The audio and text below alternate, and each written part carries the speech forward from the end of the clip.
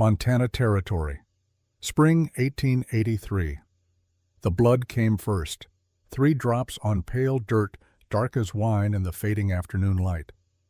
Then another, and another. A small trail leading nowhere, going everywhere, marking the path of a woman who had learned to run. Nora Hayes pressed her back against the canyon wall and felt the rough stone tear at her dress. The fabric gave way. She didn't care. Her breath came in shallow gasps that burned her throat. Her right arm throbbed where the branch had caught her, ripping through sleeve and skin in one vicious swipe. Blood ran warm down to her wrist, soaking into the cuff of what had once been a respectable traveling dress. She clutched the leather satchel tighter against her chest. Inside, wrapped in oilcloth and her dead father's handkerchief, lay the only thing that mattered anymore. The journal. Evidence written in Judge Cornelius Hayes's careful script. Names, dates, bribes paid, and murders ordered. All of it documented in the meticulous hand of a man who had believed right until the bullet found him that the law would prevail. The law had not prevailed.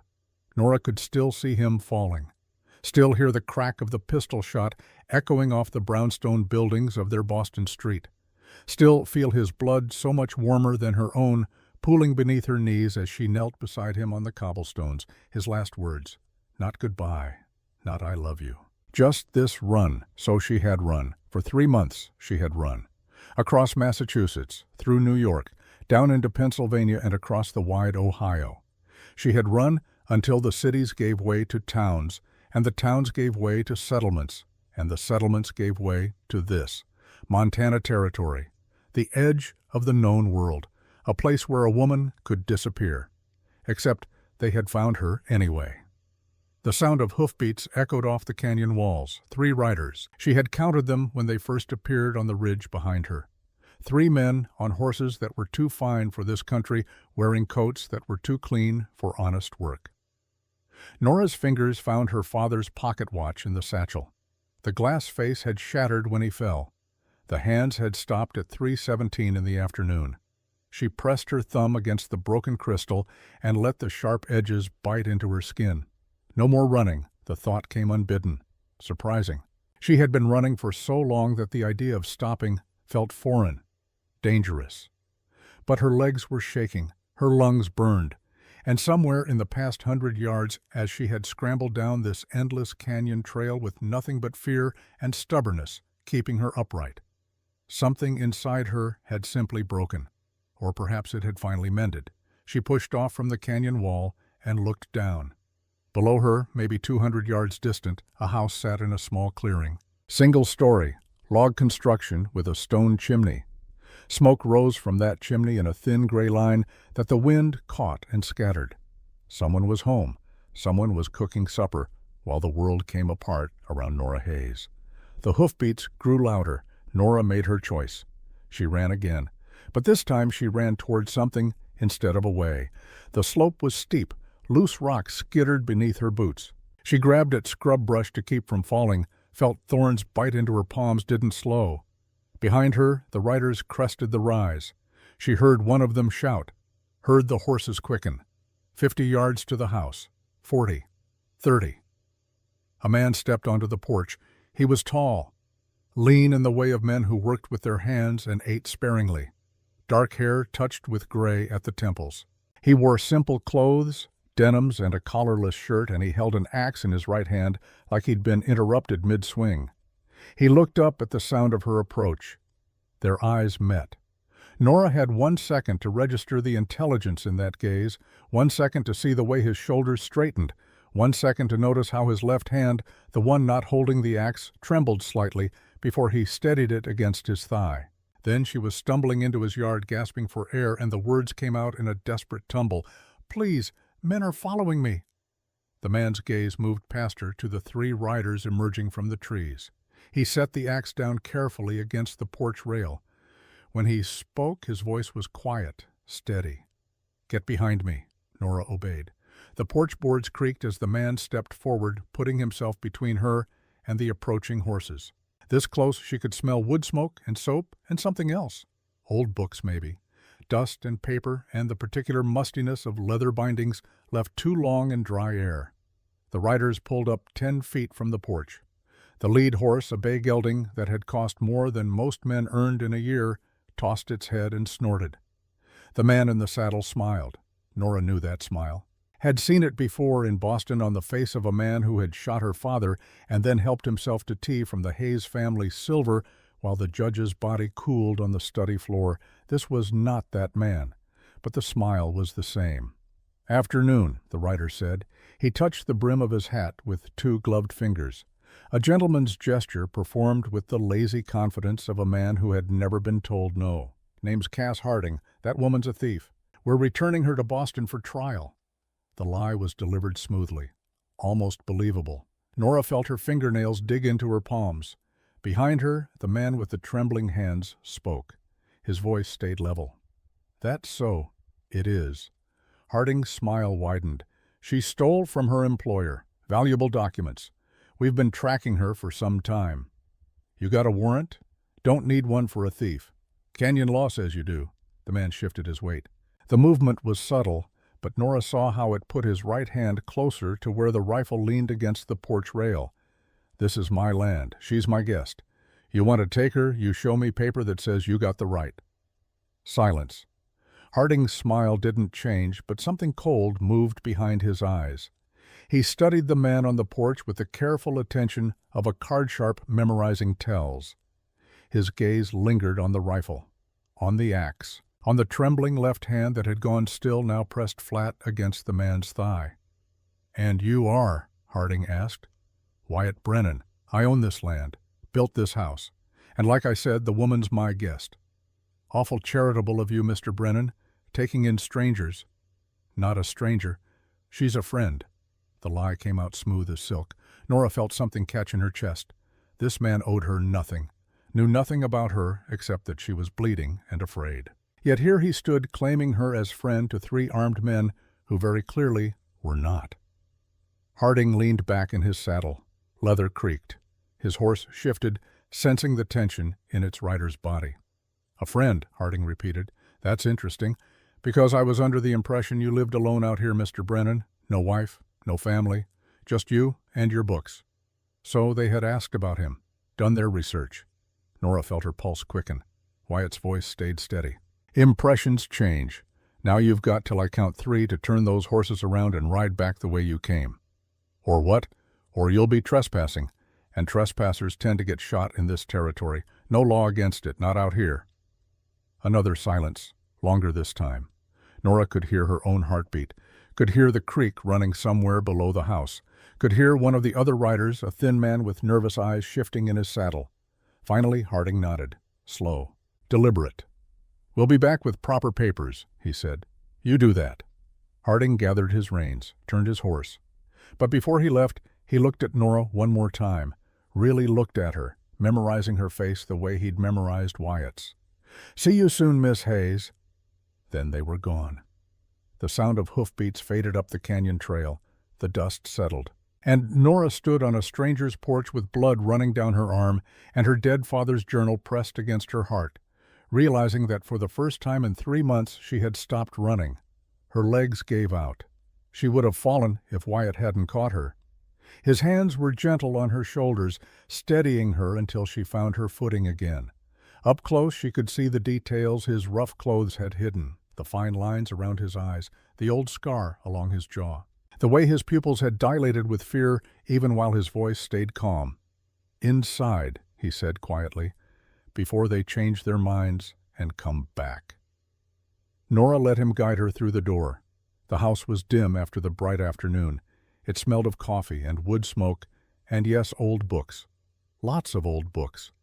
As her eyes adjusted, Nora saw them everywhere, stacked on shelves, piled in corners, lined up along the walls in careful rows that spoke of a mind that valued order. Wyatt led her to a chair at a rough table.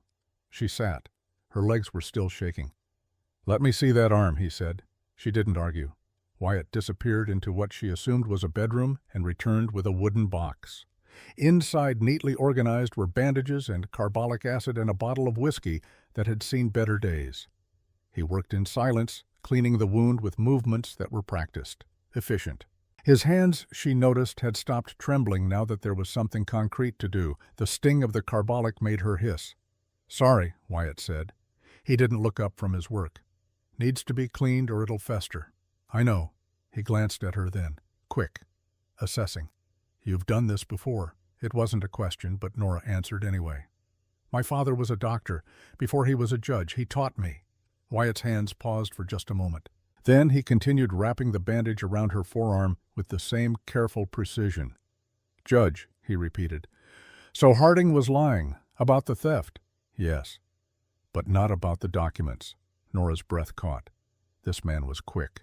Too quick. She met his eyes and saw intelligence there, the kind that had been honed in universities and libraries, not frontier settlements. No, she said quietly, not about the documents. Wyatt tied off the bandage. He sat back in his chair and studied her with those sharp, assessing eyes. Nora felt exposed, vulnerable. She had spent 3 months practicing lies, memorizing cover stories, building a false history that would stand up to casual questioning. But somehow she knew that nothing she said would fool this man, so she told the truth instead. My name is Nora Hayes. Those men work for the man who murdered my father 3 months ago in Boston. Silence. Wyatt's expression didn't change, but she saw his throat work as he swallowed. And the documents. Nora opened her satchel, pulled out the oilcloth bundle, unwrapped it slowly, revealing the leather journal inside. The cover was worn, stained in places with what might have been coffee or might have been blood. She opened it to the first page where her father's handwriting marched in neat rows across the paper. Evidence against Silas Crane. Fraud. Extortion. Murder. She turned the page. Names and dates filled the margins. Bank accounts. Property transfers. A meticulous record of corruption spanning 5 years. Wyatt leaned forward. Read the first few entries. When he looked up, his face had gone pale. Your father was investigating a railroad magnate. Yes. And Crane found out. I came home from teaching one evening and found father in his study. He'd been shot. Nora's voice stayed steady. She had told this story before to herself in the dark hours before dawn when sleep wouldn't come. I grabbed the journal, ran. Crane's men have been following me ever since. Why not go to the authorities? Because Crane owns half the lawmen in Boston. The other half are too afraid of him to act. She closed the journal, wrapped it again in the oilcloth. Father's last words were to get this to the federal marshal in Denver, to trust no one else. Denver's 300 miles from here. I know. Wyatt sat back, ran a hand through his hair. Outside the light was fading. Soon it would be full dark and Nora had nowhere to go, no horse, no money except the few coins sewn into the lining of her dress, no plan beyond the desperate hope that maybe, just maybe, she could disappear long enough to catch her breath. When Wyatt spoke again, his voice was quiet. Stay here, few days, you can heal, plan your route to Denver. Nora looked at him, really looked. At the trembling hands he kept trying to hide, at the books that surrounded them like fortress walls, at the careful way he held himself as if expecting a blow from an unseen fist. Why would you risk that? She asked. Wyatt's gaze moved to the bookshelves, to the volumes that lined every wall organized with a scholar's precision. I know what it's like, he said slowly, to run from powerful men who want to destroy you. Sometimes you need someone to stand beside you, he paused, even if that someone's a stranger. I don't want to put you in danger. Too late. I already lied to armed men on your behalf. A ghost of a smile touched his mouth. Might as well commit to it. Nora felt something loosen in her chest. Not quite hope, not yet, but something close. Thank you. Wyatt stood, moved to the stove and poured coffee from a battered pot into 2 tin cups. He handed one to Nora. The coffee was strong enough to strip paint, but it was hot, and she was cold, and she drank it gratefully. I should tell you, Wyatt said, settling back into his chair, I'm starting a school. For the children here, settlement can't afford a teacher. Nora blinked at the change of subject. You're a teacher. Was before complications. That word again.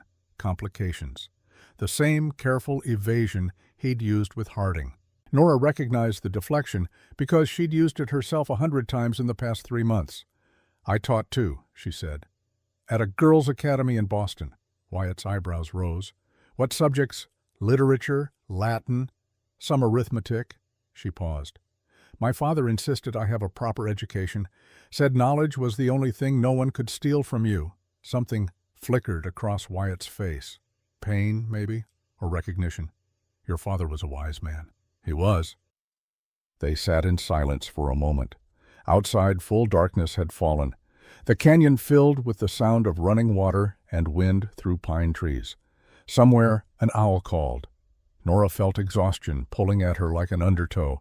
She had been running on fear and stubbornness for so long that now, sitting in this quiet house with a cup of bad coffee warming her hands, her body was finally admitting how close to breaking it had come. Wyatt must have seen it in her face. "There's a room in the back," he said. "Small but clean. You can sleep there. I don't want to impose. You're not. And tomorrow, if you want, you can help me prepare for the students. First lessons start in 2 days." Nora nodded. She was too tired to argue, too tired to think. Wyatt showed her to the back room, which was indeed small but scrupulously clean. A narrow bed, a wooden chair, a window that looked out over the darkened canyon. She waited until she heard his footsteps retreat. Then she locked the door, sat on the bed, and allowed herself finally to shake. Hours later, when she should have been sleeping, Nora found herself exploring the house instead. She moved quietly. Wyatt's door was closed, and she could hear the soft sound of his breathing, asleep or close to it. She knew she should go back to her room, should rest while she could. But 3 months of running had taught her to be alert, to know her surroundings, to find the exits. Besides, she was drawn to the books. They were everywhere. Philosophy texts in Greek and Latin, medical journals, legal volumes with cracked spines and pages softened from constant handling, literature, poetry, works of science and mathematics and history. Hundreds of volumes, maybe thousands, collected with the obsessive care of someone who valued knowledge above almost everything else. Nora pulled one from the shelf at random. Aristotle's Ethics. She opened it to find the margins filled with notes in a careful hand. Questions and observations and arguments with the text itself. The handwriting was educated, precise. The thoughts it recorded were complex. This was not the hand of a simple frontiersman. She replaced the book, pulled another. Virgil's Aeneid in the original Latin. More notes, more questions. She ran her fingers along the spines, reading titles in the dim moonlight that filtered through the window. Defense against false accusation. A legal text. She pulled it from the shelf and saw that the pages had been dog-eared, passages underlined, whole sections marked with careful annotations. Someone had studied this book the way a drowning man studies swimming. Couldn't sleep. Nora spun around. Wyatt stood in the doorway, a lamp in his hand. He'd pulled on trousers, but his shirt was unbuttoned, and in the lamplight she could see the muscle and sinew beneath. Not a scholar's body. Something harder. Forged by physical labor as much as intellectual pursuit. "I'm sorry," she said. "I didn't mean to pry." "You're not prying." Door was open. He moved into the room, set the lamp on the small desk that sat beneath the window. The golden light pushed back the shadows. "Can't sleep either. Haven't been able to really for about 12 years. 12 years. The same amount of time she guessed since whatever complications had driven him from teaching to this isolated canyon. "These books," Nora said. "You've studied them all. Most of them. Some more than once." Wyatt ran his hand along the shelf, a gesture of unconscious affection. "I was a professor before, at a university back east." "What did you teach? Geology? Natural philosophy?" He paused. "I discovered mineral deposits, valuable ones, did the research, published my findings. And," Wyatt's jaw tightened, "and my colleague took credit, claimed the work as his own. When I protested, he accused me of stealing from him. He was tenured, connected. I was young, expendable." His voice went flat. The university chose to believe him. Nora thought of her father, of powerful men who bent the truth until it broke, of justice that was supposed to be blind but somehow always seemed to see money and influence more clearly than facts. "So you ran." "So I ran." Wyatt looked at her. "Changed my name. Came west. Built this house on land that, as it turns out, sits right on top of the deposits I discovered. The ones my colleague is probably selling to the highest bidder right about now. You could mine them yourself." "I could." His voice was bitter. "But I won't, because using stolen research to profit would make me exactly what he accused me of being." Nora understood. God, did she understand. The need to prove yourself innocent by being better than your accusers. The weight of a false accusation that followed you like a shadow. The way it shaped every choice you made. What was his name? She asked. Your colleague. Horace Bennett. Wyatt's hands clenched. He works as a lawyer now, for railroad companies mostly, helps them acquire land through legal channels. Something cold slithered down Nora's spine. Railroad companies, she repeated slowly. Wyatt nodded, didn't seem to notice the way her face had gone pale. Why do you ask? Because Silas Crane is a railroad magnate, and if your colleague works for railroad companies and those men knew to ask about you specifically, and Crane is coming here himself, according to what Harding said. She didn't have to finish the sentence. Wyatt's expression told her he'd made the connection. You think they're working together? I think it's too much of a coincidence. Nora's mind raced. Crane wants my father's journal, evidence that could destroy him. You own land with valuable minerals. Bennett wants to discredit you, maybe profit from your research. What if they've joined forces? What if the railroad depot they're planning isn't just about commerce, but about accessing the mineral rights to your property? Wyatt was quiet for a long moment. Then he moved to the desk, pulled out a map of Montana Territory, and spread it across the surface. His finger traced a line through the canyon. If they route the railroad here, he said slowly, they'd have access to the mineral deposits. And if they can force me off the land, they can claim it under right-of-way. And if I'm here, Nora continued, they can use my presence as leverage. Either you turn me over and lose your ally, or they accuse you of harboring a fugitive and use that to take your land legally. We're both trapped. Yes. They looked at each other across the lamplight.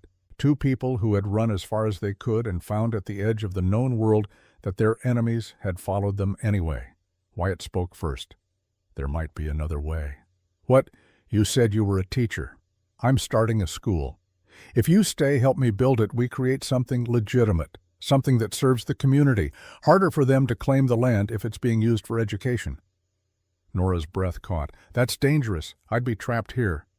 More dangerous than running alone to Denver with 3 armed men tracking you. He had a point. If I stay, she said slowly, and help with your school, won't that make it easier for Crane to find me? Maybe. Or maybe you hide in plain sight, become someone else. A frontier teacher trying to make a life. Who'd look for a Boston judge's daughter in a one-room schoolhouse in Montana Territory? The logic was sound, risky but sound, and Nora was tired of running. So tired. How many students do you have? She asked. 3 so far. My niece, a ranch boy, a widow's daughter. When do they arrive? Tomorrow morning. Tomorrow. Too soon to plan, too soon to think, but maybe that was the point. Maybe overthinking had been her problem all along. Nora held out her hand. Partners then, until we figure out how to stop Crane and Bennett. Wyatt's hand was warm when it closed around hers, calloused from work, trembling slightly even now, but steady enough.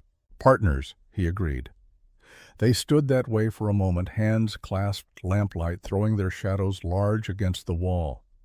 Outside the canyon held its breath, and inside 2 strangers who were no longer quite strangers made a pact built on desperation and hope in equal measure. Morning came too fast. Nora woke to sunlight streaming through the small window and the smell of coffee so strong it made her eyes water. She dressed quickly in the only other dress she owned, a simple gray cotton that had seen better days. Her arm ached where the branch had torn it, but Wyatt's bandaging had held. She found him in the main room setting out slates and chalk on the rough table. He looked up when she entered. Coffee's on the stove. Fair warning, it's strong. I remember. She poured herself a cup, added nothing because there was nothing to add, and drank it, standing by the window. Outside the canyon was beautiful in the morning light. Pine trees climbing impossible slopes, the creek running silver over smooth stones, sky so blue it hurt to look at.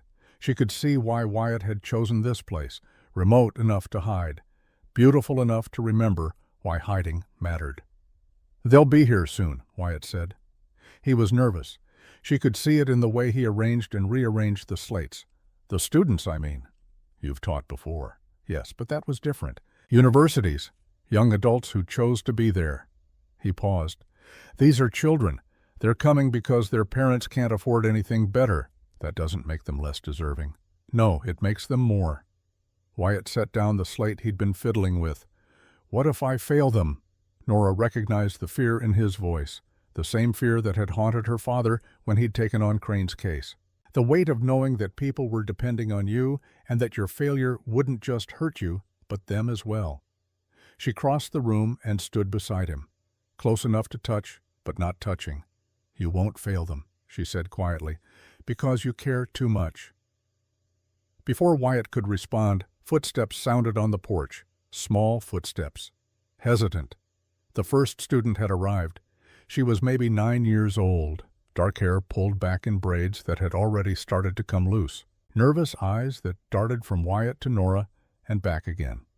She carried a battered tin lunch pail and wore a dress that had been mended so many times the original fabric was hard to distinguish from the patches.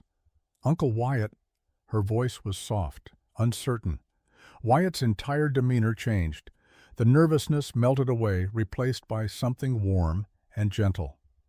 Lily? He knelt so he was at eye level with the girl. Come in, I want you to meet someone. Lily stepped inside one careful foot at a time.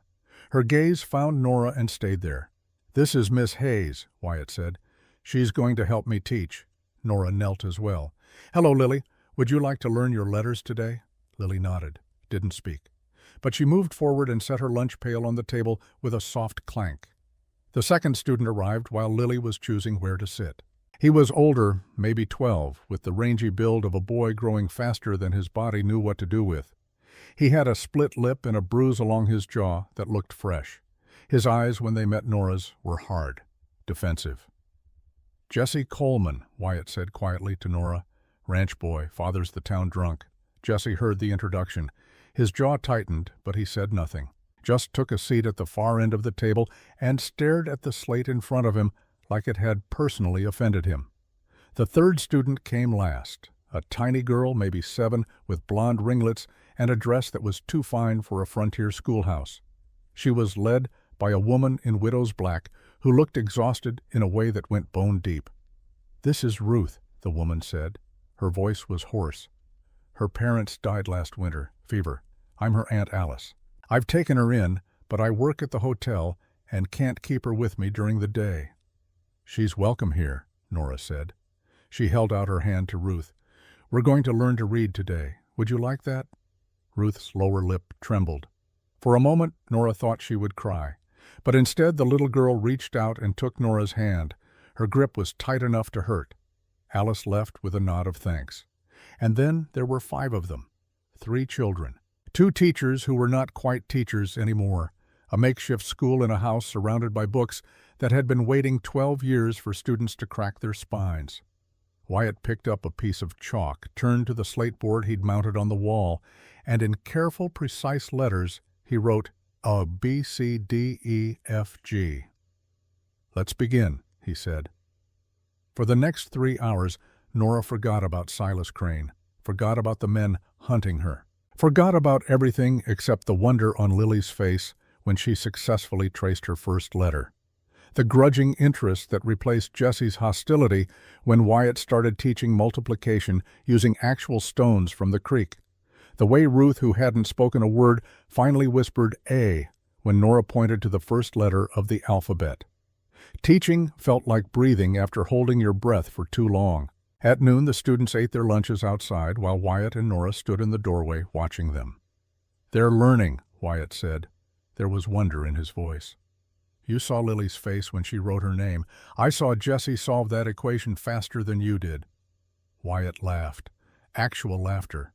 The sound was rusty, like he hadn't used it in a long time, but genuine. And Ruth held your hand for the entire lesson. She's grieving. She needs touch. Reassurance that someone won't leave her, like you did with your father. Nora's breath caught. Wyatt said it gently without judgment, but the words still hit like a fist to the chest. Yes, she said quietly, like I did. They stood in silence for a moment. Outside, Lily was showing Jesse something she'd drawn in the dirt with a stick. Ruth watched, clutching her slate like a shield. This matters, Wyatt said finally. What we're doing here, it matters. Yes, thank you. For staying. For helping. Nora looked at him. at the way the sunlight caught the gray in his hair, at the trembling hands that had steadied when there were children to teach, at the man who had stood between her and armed men yesterday and who stood beside her, now building something fragile and precious out of broken pieces. "Thank you for giving me a reason to stop running," she said. Their eyes met, held. Something passed between them, not quite understanding, not yet, but the beginning of it. The recognition that they were both damaged in similar ways and that maybe, just maybe, they could help each other heal. Wyatt's hand moved toward hers, stopped, pulled back. "We should get them back to lessons," he said. "Yes." But neither of them moved, not for another few seconds. And when they did finally turn back into the house, calling the students in from their break, Nora felt something she hadn't felt in 3 months. Not quite hope, but close. The afternoon passed in a blur of chalk dust and children's voices. By the time Alice returned to collect Ruth and Lily's mother, arrived on horseback, looking suspicious, and Jesse slouched off toward home with his hands shoved in his pockets, the sun was touching the canyon rim. Wyatt and Nora stood on the porch watching the last of the students disappear up the trail. "They'll be back tomorrow," Wyatt said. It wasn't quite a question. Yes, they'll be back. And they were. For 3 more days, the pattern repeated. 3 students arriving in the morning, lessons until noon, more lessons until mid-afternoon. Slow, steady progress as letters became words and words became simple sentences. On the 4th day, a writer came. Not Harding. Someone new.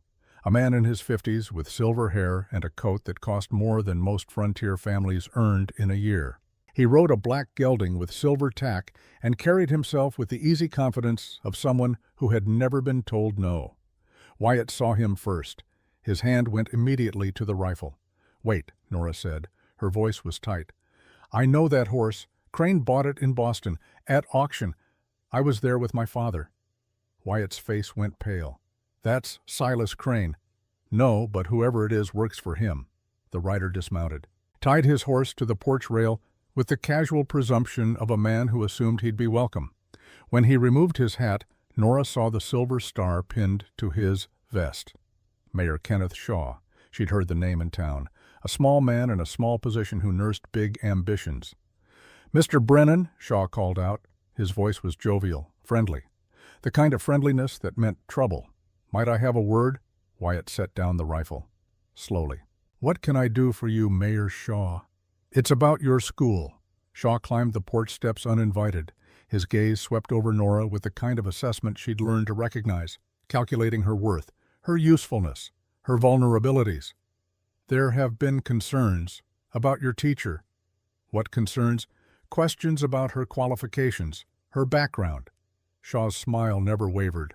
"The town council is obligated to ensure our children are being educated by someone of good moral character, someone with proper credentials." "Miss Hayes has credentials," Wyatt said. His voice stayed level, but Nora could see the tension in his shoulders. "I'm sure she does, but we'll need to see them, documentation, letters of reference, proof of her previous employment."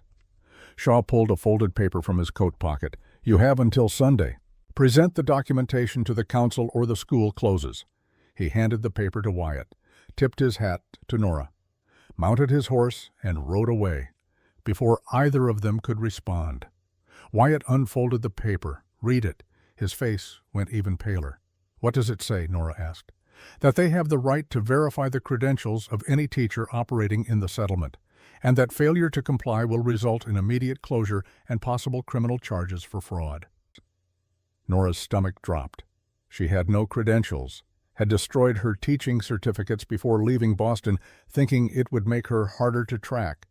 She'd been so focused on running that she hadn't thought about what she might need to build a life when she finally stopped. "This is my fault," she said. "They're using me to get to you, or using me to get to you. Either way, we lose." Wyatt refolded the paper, set it on the porch rail, looked out at the canyon as the last light faded. "No," he said finally. "We don't lose. We fight. How I have no papers, no proof, nothing. Then we create something else, something they can't dismiss." Wyatt turned to face her. His hands were trembling again, but his voice was steady. "We show them that education isn't about papers. It's about results. We have 5 days until Sunday. 5 days to prove that what we're building here matters more than documentation. And if they close us down anyway, then we fight harder." Nora looked at him, at the determination in his face, at the man who had been beaten down by false accusations and exile, but who was choosing even now to stand rather than run. Something shifted inside her, settled, hardened into resolve. "All right," she said. "We fight." That night, after a dinner neither of them could eat, Nora found Wyatt in the bookroom. He was reading by lamplight, or trying to. His eyes kept unfocusing, his hands kept trembling. "Can't sleep?" she asked from the doorway. "Never can, not really." He set down the book. Too much to think about." She crossed the room and sat in the chair opposite his. The lamp flame flickered between them. "Tell me about your father," Wyatt said. "Not the judge, the man." Nora wasn't expecting the question. It knocked something loose in her chest. "He believed in justice," she said slowly. "Really believed. Not the performative kind, the real kind, the kind that meant standing up even when it cost you." She paused. "He used to say that knowledge was power, but wisdom was knowing when to use it. He sounds like someone I would have liked to know." "You would have. He would have liked you too." Nora's voice broke. "Just a little. He taught me to read when I was 4, Latin when I was 8. By the time I was 12, we were reading philosophy together, arguing about Plato. He never talked down to me, never made me feel less for being female, just taught me to think. And then Crane killed him for thinking too clearly." "Yes." Wyatt was quiet for a moment. Then he stood crossed to the shelves and pulled down a slim volume. He handed it to Nora. "Marcus Aurelius, Meditations." "Your father was right," Wyatt said. "Knowledge is power, and you have it. They can take your papers, your credentials, your past, but they can't take what you know, what you've learned, what you can teach." Nora opened the book, found a passage marked in the margins, read it aloud. "You have power over your mind, not outside events. Realize this and you will find strength." When she looked up, Wyatt was watching her with an expression she couldn't quite read, sadness and hope, and something else, something that made her breath catch. "We're going to lose everything, aren't we?" she said quietly. "The school, this place, maybe our lives, maybe, probably." Wyatt's hands were shaking badly now. He pressed them flat against his thighs. "But we're going to fight anyway, because that's what people like us do. We don't know how to quit." Nora stood, moved closer, close enough to smell wood smoke and soap, and the particular scent of old paper that clung to him like a second skin. "I'm afraid," she admitted. "Me too. But I'm not running." "Neither am I." Their hands found each other, laced together. Two people holding on in the dark because letting go meant drowning. Outside, the canyon held its secrets, and somewhere up the trail in the settlement where money talked louder than morals, Silas Crane was coming. But tonight, in a house filled with books and hope and the fragile beginning of something neither of them could name, yet Nora Hayes and Wyatt Brennan made a choice. They would stand together, whatever came next. The school grew like a living thing. By the end of the first week, 5 students sat at the rough table. By the end of the second, 8. Children appeared from ranches Nora hadn't known existed, brought by parents who had heard whispers of learning happening in the canyon. A place where someone cared whether their sons and daughters could write their own names. Nora taught mornings. She started with letters but quickly moved beyond rote memorization. She asked questions, encouraged debate. Let the children argue about whether Odysseus was hero or fool, whether ants worked harder than bees, whether the moon affected the tides or merely observed them. Wyatt taught afternoons. Mathematics using creek stones and pine cones, science through observation of the canyon itself, philosophy disguised as common sense. He had a gift for making complex ideas simple without making them simplistic. The children loved him for it. And between them, in the spaces where one lesson ended and another began, something else grew. It started small, a brush of hands when reaching for the same piece of chalk, eyes meeting across the room when Jesse solved an equation neither of them had expected him to grasp. The way Wyatt's trembling stopped completely when he was teaching, and how Nora noticed this and felt something warm bloom in her chest. They worked in synchrony. When Nora struggled to explain a concept, Wyatt would step in with a different approach. When Wyatt grew too abstract, Nora grounded the lesson in concrete examples. They finished each other's sentences, anticipated each other's needs, moved around the small room like dancers who had practiced the same routine for years instead of days. The children noticed. Lily giggled when Wyatt handed Nora a book and their fingers lingered together just a moment too long. Jesse rolled his eyes when Nora laughed at something Wyatt said, a sound so bright and unexpected that it made everyone turn to stare. Ruth, silent Ruth, who still hadn't spoken more than a handful of words, watched them with the intensity of a child trying to understand what safety looked like. On the morning of the third week, Lily brought something wrapped in cloth. "For you, Miss Hayes," she said shyly, setting it on the desk. Nora unwrapped it to find a drawing. Charcoal on precious paper. The subject was the schoolhouse, rendered with remarkable skill for a 9-year-old. Every detail captured.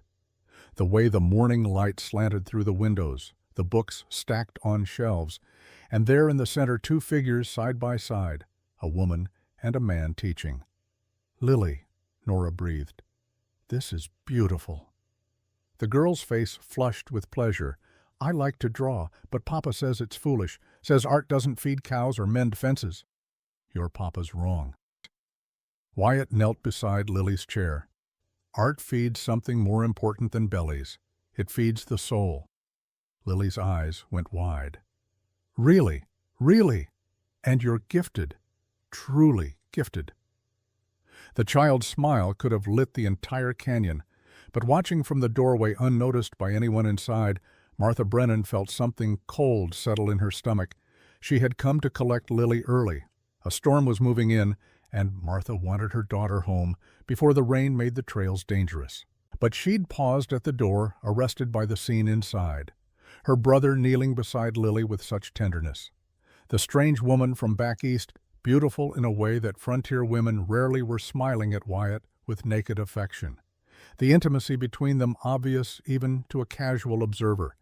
And Lily, her daughter, caught in the middle of whatever this was. Martha had heard the whispers in town about Wyatt's new teacher, about how she'd appeared from nowhere, with no references, no history, nothing but a pretty face and educated speech. About how quickly Wyatt had taken her in, how eagerly he defended her. About the men who had come asking questions, looking for someone. Martha turned and left before anyone saw her, but the image stayed with her, burned into her mind like a brand. That night, riding back to town for supplies, Martha stopped at the general store. The proprietor, a gossip named Hutchins, was posting notices on the board outside. Wanted posters for cattle thieves and claim jumpers and the usual frontier criminals, and one for a woman. Martha's blood went cold. The sketch was crude, done from description rather than life, but good enough. Dark hair, fine features, educated bearing. And beneath the image, words that made Martha's hands shake. Wanted Nora Hayes. Theft of valuable documents. Reward $500. $500. More money than most families saw in 5 years. Enough to buy land, cattle, a future. Martha tore the poster down. Hutchins noticed.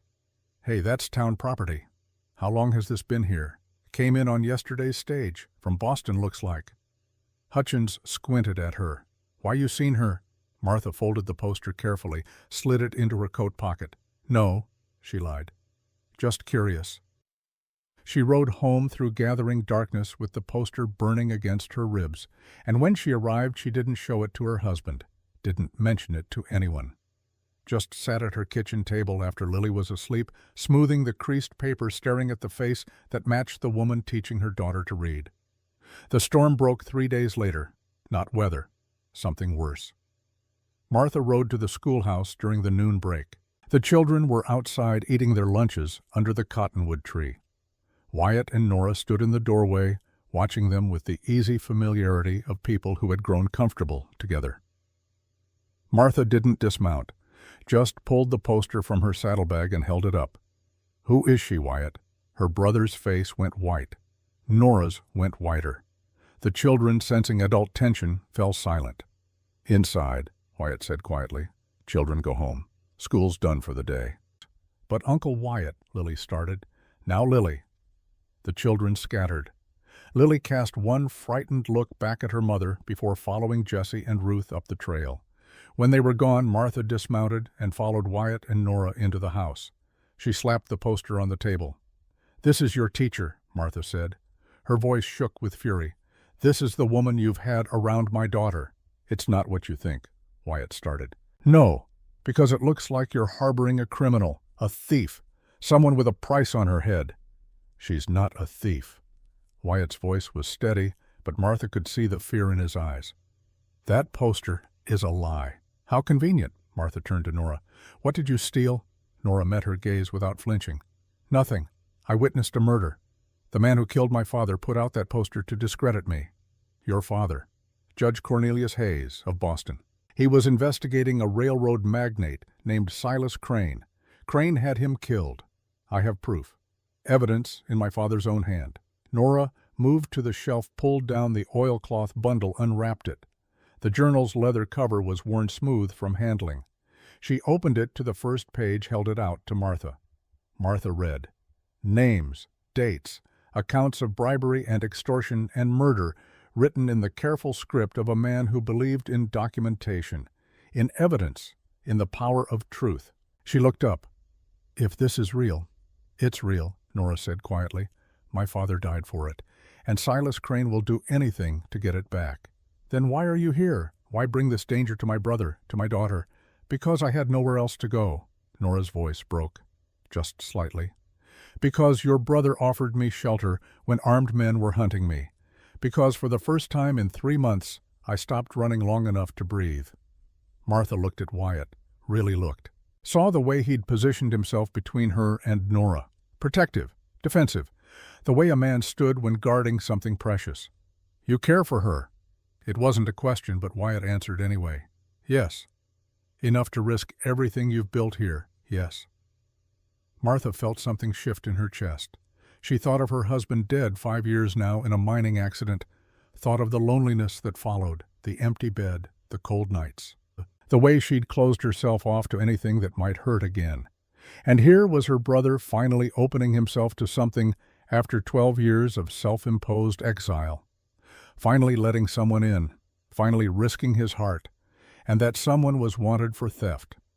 "Others won't be as understanding as me," Martha said, "when they see this poster, when they connect the face to your teacher." "I know," Wyatt said.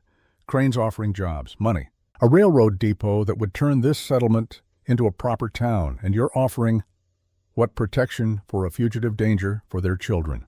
"Education," Nora said quietly. "We're offering education." Martha laughed. It came out bitter. "You think that's enough against $500 and the promise of prosperity?" "It has to be." The two women stared at each other across the table. Martha with her poster and her fear and her fierce desire to protect her daughter from anything that might harm her. Nora with her journal and her grief and her desperate hope that maybe, just maybe, justice could still prevail. Finally Martha folded the poster, slid it back into her coat. "If you're lying," she said to Nora, "if any of this is false, if my daughter gets hurt because of you, I will destroy you myself." "I understand.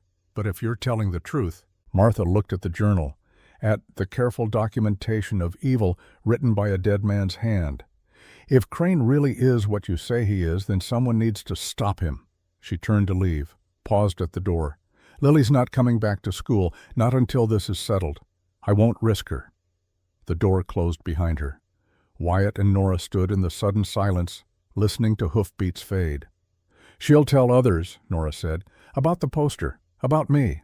"Maybe." Wyatt moved to the window, watched the empty trail. "Or maybe she'll keep it to herself. Martha's protective, but she's not cruel. We need to prepare for when others find out." "Yes." They spent the rest of the afternoon in grim planning. If the poster spread, if parents pulled their students, if the town turned against them. They made lists, contingencies, escape routes. But beneath the planning, beneath the practical preparations, something else simmered, a tension that had been building for weeks, fed by proximity and shared danger and the particular intimacy of fighting side by side against impossible odds.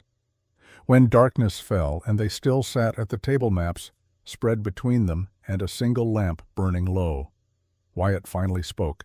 "You should go to Denver while you still can." "No. Nora, if Crane's coming, then I face him, here, with you." "You don't owe me that." "Don't I?" Nora looked up, met his eyes across the lamplight. "You stood between me and armed men, sheltered me, lied to protect me, risked everything you've built here, and you think I owe you nothing? I did it because it was right, and I'm staying because it's right." Wyatt's hands were trembling again. He pressed them flat against the table. "If you stay, you could die. If Crane finds you, if I run, I die anyway. Maybe not physically, but inside, where it matters." Nora reached across the table, covered his shaking hands with her own. "I'm tired of running, Wyatt. I want to stand. I want to fight. And I want to do it here, with you." The words hung between them, heavy with meaning that went beyond simple partnership, beyond shared danger. Wyatt's throat worked. "Nora!" The moment shattered when hoofbeats thundered into the yard. Multiple horses, moving fast. Wyatt grabbed the rifle. Nora blew out the lamp. They moved to the window pressed against the wall, hearts pounding. Through the darkness, a voice called out, cultured, confident, utterly devoid of warmth. "Mr. Brennan, Miss Hayes, might we have a word?" Wyatt's entire body went rigid. Nora felt her breath stop. That voice. She knew that voice. Silas Crane had arrived. He came with 6 men, all armed, all positioned strategically around the house like pieces on a chessboard. In the moonlight, Nora could see Crane himself, still mounted on his black gelding, looking for all the world like a gentleman caller instead of a murderer.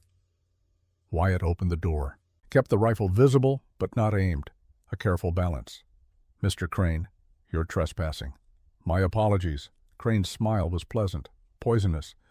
"But I believe you have something that belongs to me, or rather someone who possesses something that belongs to me. Miss Hayes is my guest. She possesses nothing of yours." Her father's journal would beg to differ. Crane dismounted, moved to the base of the porch steps with the casual arrogance of a man who'd never faced consequences. "A journal containing slanderous lies about my business practices, lies that could damage my reputation if they fell into the wrong hands." "They're not lies," Nora said. She stepped into the doorway beside Wyatt.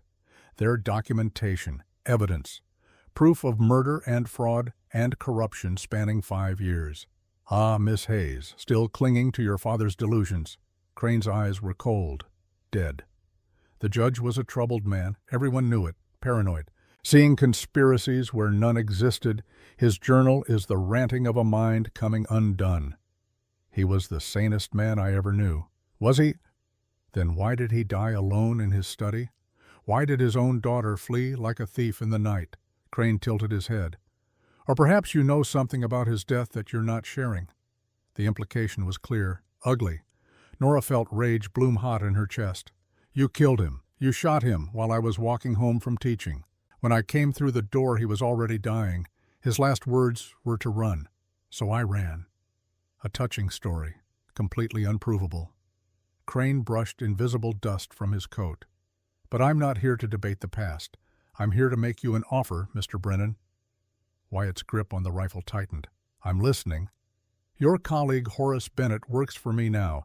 He shared some interesting information about your past, about the research you conducted, the mineral deposits you discovered." Crane's smile widened. "Deposits that coincidentally sit directly beneath this very property." Nora felt the ground shift beneath her feet. She looked at Wyatt and saw confirmation in his face. The canyon, the land, the reason he'd chosen this particular spot to build his exile. It had never been about isolation. It had been about proximity to the thing he'd discovered and lost credit for. "Bennett also tells me," Crane continued, "that he would be willing to recant his accusations. Clear your name, restore your reputation. All it would take is a signed affidavit stating that he made an error in judgment 12 years ago. In exchange for what? For Miss Hayes and her father's journal, and for mineral rights to your property." Crane spread his hands. "Think of it, Mr. Brennan. Your name cleared, your career restored. You could return to teaching at a proper university instead of playing schoolmaster to frontier children. All you have to do is give me what I want." The silence was absolute. Nora waited for Wyatt's answer, knowing what it would be, knowing what it had to be, but also knowing with sick certainty what it would cost him. 12 years of exile, of shame, of living under a false name in a canyon at the edge of nowhere. All of it could end, his reputation restored, his research credited, his life returned. All he had to do was betray her. Wyatt's hands stopped trembling. Completely. Absolutely. "No." Crane's smile didn't falter. "I'm sorry, I don't think I heard you correctly." "I said no." Wyatt's voice was granite. "Miss Hayes stays. The journal stays. And you can tell Bennett that I'd rather die with a false name than live as a man who sold his conscience for comfort." Something flickered across Crane's face. Surprise, maybe? Or respect? Or just recalculation? "You're making a mistake." "Probably. But it's my mistake to make. The town council will hear about Miss Hayes, about the wanted poster, about the danger she represents to their children." Crane mounted his horse. "They'll force you to choose, the school or the fugitive, and when you lose both, when you have nothing left, my offer will still stand." He wheeled his horse around. His men followed. Within moments they had disappeared into the darkness, leaving only hoofbeats and the smell of expensive horses. Wyatt set down the rifle. His hands were shaking violently now. He gripped the porch rail to steady them. "You could have said yes," Nora whispered. "No, I couldn't. 12 years, Wyatt. 12 years of your life." He was offering to give them back. He was offering to buy them back, with your life as currency.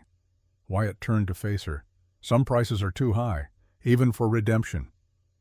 Nora felt something break open inside her chest, something that had been locked tight since her father died, since she started running, since the world had taught her that people couldn't be trusted and that standing alone was safer than standing together. She crossed the distance between them in 3 steps, grabbed his face in both hands, and kissed him. Wyatt froze. For one terrible second, Nora thought she'd made a mistake, misread everything, seen connection where there was only convenience. Then his hands came up, cupped her face, and he kissed her back with 12 years of loneliness and 3 weeks of growing affection and the desperate intensity of a man who'd just chosen love over everything else. They broke apart, breathing hard, foreheads pressed together, hearts pounding. "Nora," Wyatt said. His voice was wrecked. "We can't. We shouldn't." "Why not?" "Because I'm a wanted man living under a false name. Because you're a fugitive with a price on your head. Because we're about to lose everything, and dragging you into my disaster of a life is too late." Nora kissed him again, softer this time. "You already dragged me in, when you stood between me and Harding's men, when you gave me a reason to stop running, when you chose me over your own redemption. This is insane." "Yes. We're going to lose. Crane has money, power, the law on his side." "Probably." "And you still want to stay?" "Yes." Wyatt pulled back enough to see her face. Really see her. In the moonlight, Nora looked fierce, beautiful, completely unafraid. "Why, because I love you." The words came out simple. "True. I didn't mean to. God knows this is terrible timing, but I love you anyway." Wyatt's breath caught. "Nora, you don't have to say it back. I know it's fast, impossible, probably doomed. But you asked why I'm staying, and that's why. Because the only thing scarier than facing Crane is facing him without you." For a long moment, Wyatt just stared at her. Then he laughed. Actual laughter, bright and startled and thoroughly inappropriate for the situation. "What's funny?" Nora demanded. Us. The fact that I spent 12 years alone in a canyon telling myself I didn't deserve connection, and then you stumbled into my yard bleeding and desperate and completely wrong for me in every practical way." He cupped her face again. "And I fell in love with you anyway. You love me, terrifyingly." "Yes." This time when they kissed there was no hesitation, no doubt. Just 2 people who'd found each other at exactly the wrong time and decided that wrong time was better than no time at all. They might have stayed there all night wrapped in each other on the porch while the world prepared to destroy them. But footsteps on the trail made them pull apart. Jesse appeared from the darkness. His face was swollen, fresh bruises blooming along his jaw, blood at the corner of his mouth. "Mr. Brennan," he gasped. "My father. He knows about the poster, about Miss Hayes. He's coming. With the mayor and half the town. They're going to—" He didn't get to finish. More hoofbeats, lots of them, coming fast. Wyatt pushed Nora toward the door. "Inside! Hide the journal!" "I'm not hiding. Nora, we stand together. Remember." Jesse stumbled onto the porch. Wyatt caught him before he fell. Up close, the boy's injuries were worse. Someone had beaten him savagely. "Who did this?" Wyatt demanded. "Pa, when I said I was still coming to school, that Miss Hayes was a good teacher, and I didn't care what anyone said." Jesse's voice broke. "He said I was choosing criminals over family." Lights appeared on the trail. Torches. At least 20 people, maybe more. Wyatt could make out Mayor Shaw in the lead, John Coleman, Jesse's father, stumbling drunk beside him, and others. Townspeople, parents of students. People who had smiled and nodded when their children came home reading, but who now carried torches and anger in equal measure. Martha was there too. Wyatt saw her in the crowd face, pale, Lily clutched against her side. The crowd stopped at the edge of the yard. Shaw dismounted, held up the wanted poster so everyone could see. "Wyatt Brennan!" he called out. His voice carried the weight of official authority and petty triumph. "The council has voted. You will surrender the woman known as Nora Hayes for transport to Boston to face charges, and you will cease all teaching activities until proper credentials can be verified." "No. This isn't a request. It's an order from the duly elected—" "I don't care if it's an order from God himself. The answer is no." John Coleman pushed forward, drunk, swaying, pointing at Jesse with one shaking hand. "That boy's mine," he slurred. "You got no right keeping him here, filling his head with books and nonsense." "Jesse came here of his own will," Wyatt said. His voice was cold, controlled. "And he's welcome to stay as long as he wants. You want to stop him, you'll have to go through me. He's my son. Then act like a father instead of a drunk who beats children for wanting to learn." Coleman lunged. Wyatt sidestepped. The drunk man's momentum carried him into the porch rail, which splintered under the impact. He went down hard. The crowd surged forward. Wyatt grabbed the rifle. "Stop." The single word delivered with absolute authority froze everyone. "This is my land," Wyatt said. "Legally claimed under the Homestead Act. I've filed proper papers, made improvements. Lived here for 12 years. You want Miss Hayes? You show me a warrant signed by a federal marshal. Until then, she's under my protection." "She's a criminal," someone shouted from the crowd. "She's a witness to murder. There's a difference." Crane says Crane is the murderer she witnessed. Of course he wants her silenced. Shaw held up his hands, placating. "Mr. Brennan, be reasonable. We all know you care for the woman, but you can't harbor a fugitive. It's illegal, immoral, and it puts our entire community at risk. Your community had no school until I built one. Your children couldn't read until I taught them, and now you want to destroy it because a murderer told you lies." "It's not just Crane," Shaw said. "The railroad brings jobs, prosperity, a future for this settlement, and you're standing in the way because you've grown attached to a woman you barely know." "I know enough. Do you know what she's really running from? What secrets she's keeping?" Wyatt's jaw tightened. "I know she witnessed her father's murder. I know she's been hunted for 3 months by men who want to silence the truth. I know she risked her life to save evidence that could bring a powerful man to justice. And I know that's more honor than everyone in this crowd combined has shown tonight."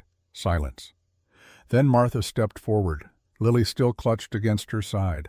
She held up the wanted poster. "I found this 3 days ago," she said. Her voice shook but held steady. "I could have turned Miss Hayes in, collected the reward. But I didn't." "Why not?" Shaw demanded. "Because I read my brother's face when he talked about her.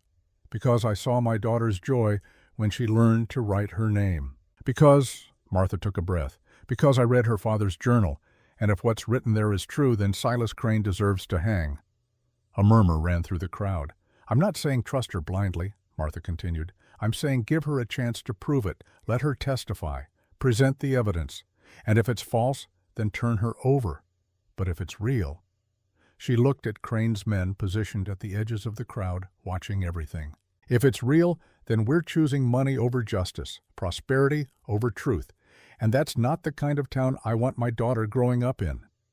Another woman stepped forward. Alice Ruth's aunt, the widow who worked at the hotel and could barely afford to feed herself, let alone the orphaned niece she'd taken in. "Ruth spoke yesterday," Alice said quietly. "First words in 6 months. You know what she said? Miss Hayes says I'm smart." 3 words. But they were the first she'd spoken since her parents died. Tears ran down Alice's face. How do I tell her that the person who gave her back her voice is a criminal? One by one, parents began to shift. Not all of them, not even most, but enough to fracture the crowd's certainty. Jesse's father climbed to his feet, swaying, bleeding from a cut on his forehead where he'd hit the rail. "Boy's still my son," he said, "and he's coming home." Jesse pressed closer to Wyatt. "No, that ain't your choice." "Yes, it is." Jesse's voice, usually sullen and defensive, rang clear.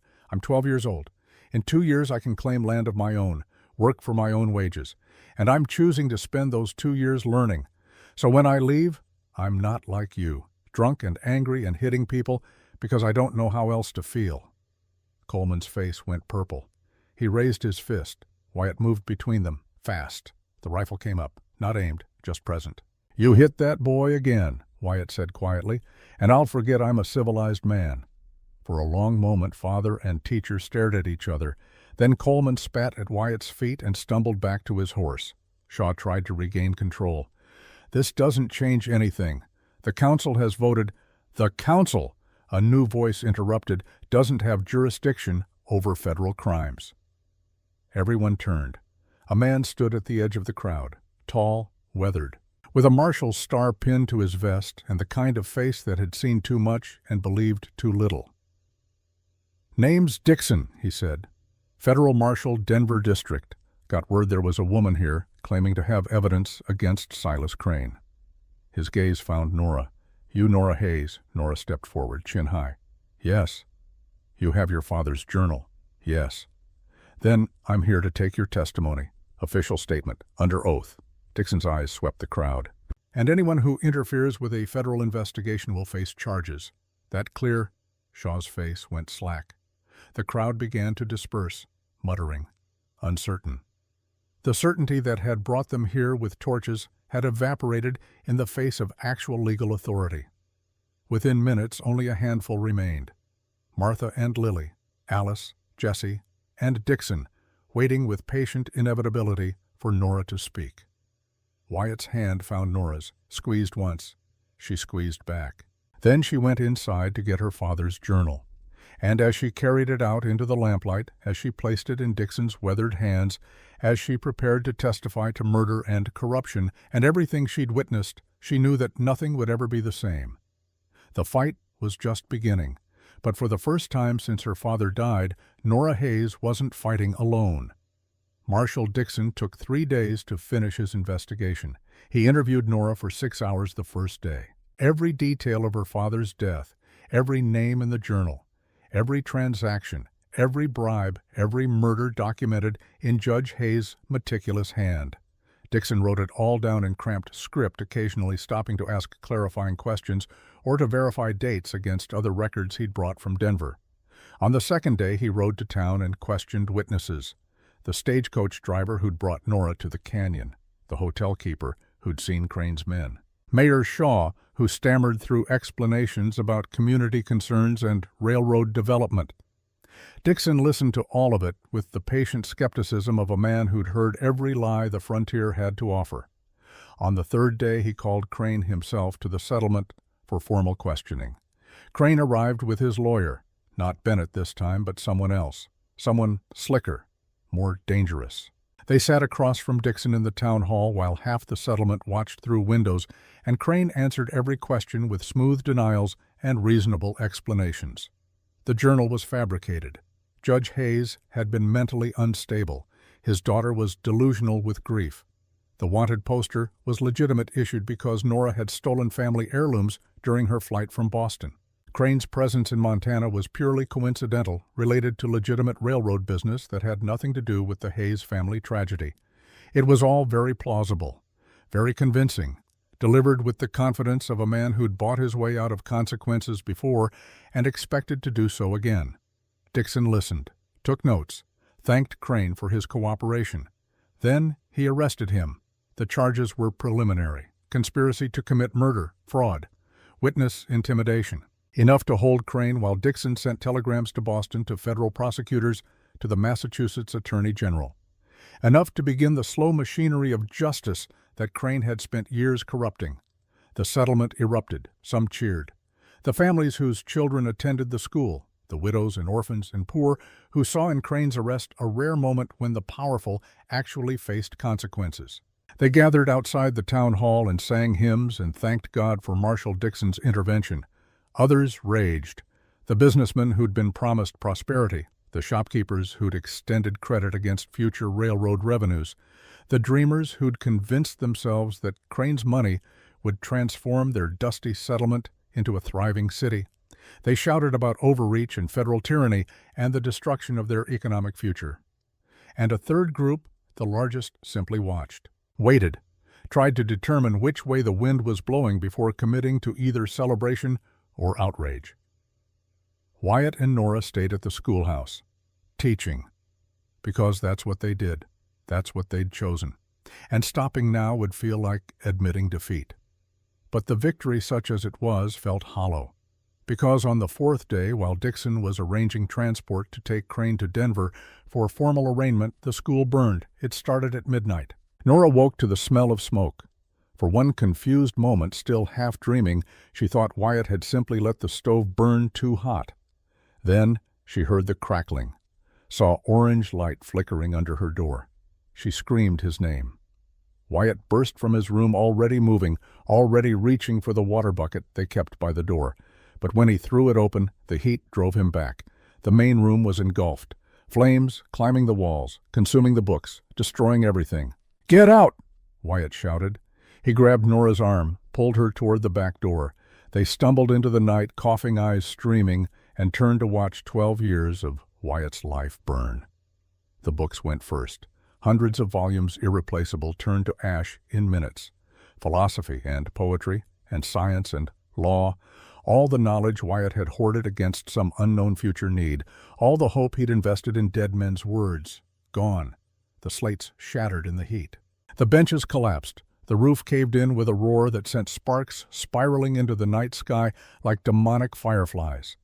Wyatt tried to go back in, tried to save something, anything. Nora held him back with strength she didn't know she possessed, held him while he fought her, while he cursed and wept and finally collapsed to his knees in the dirt watching everything burn. By the time the first neighbors arrived with more water, there was nothing left to save, just smoking ruins, charred timbers, the stone chimney standing alone like a tombstone marking the death of hope.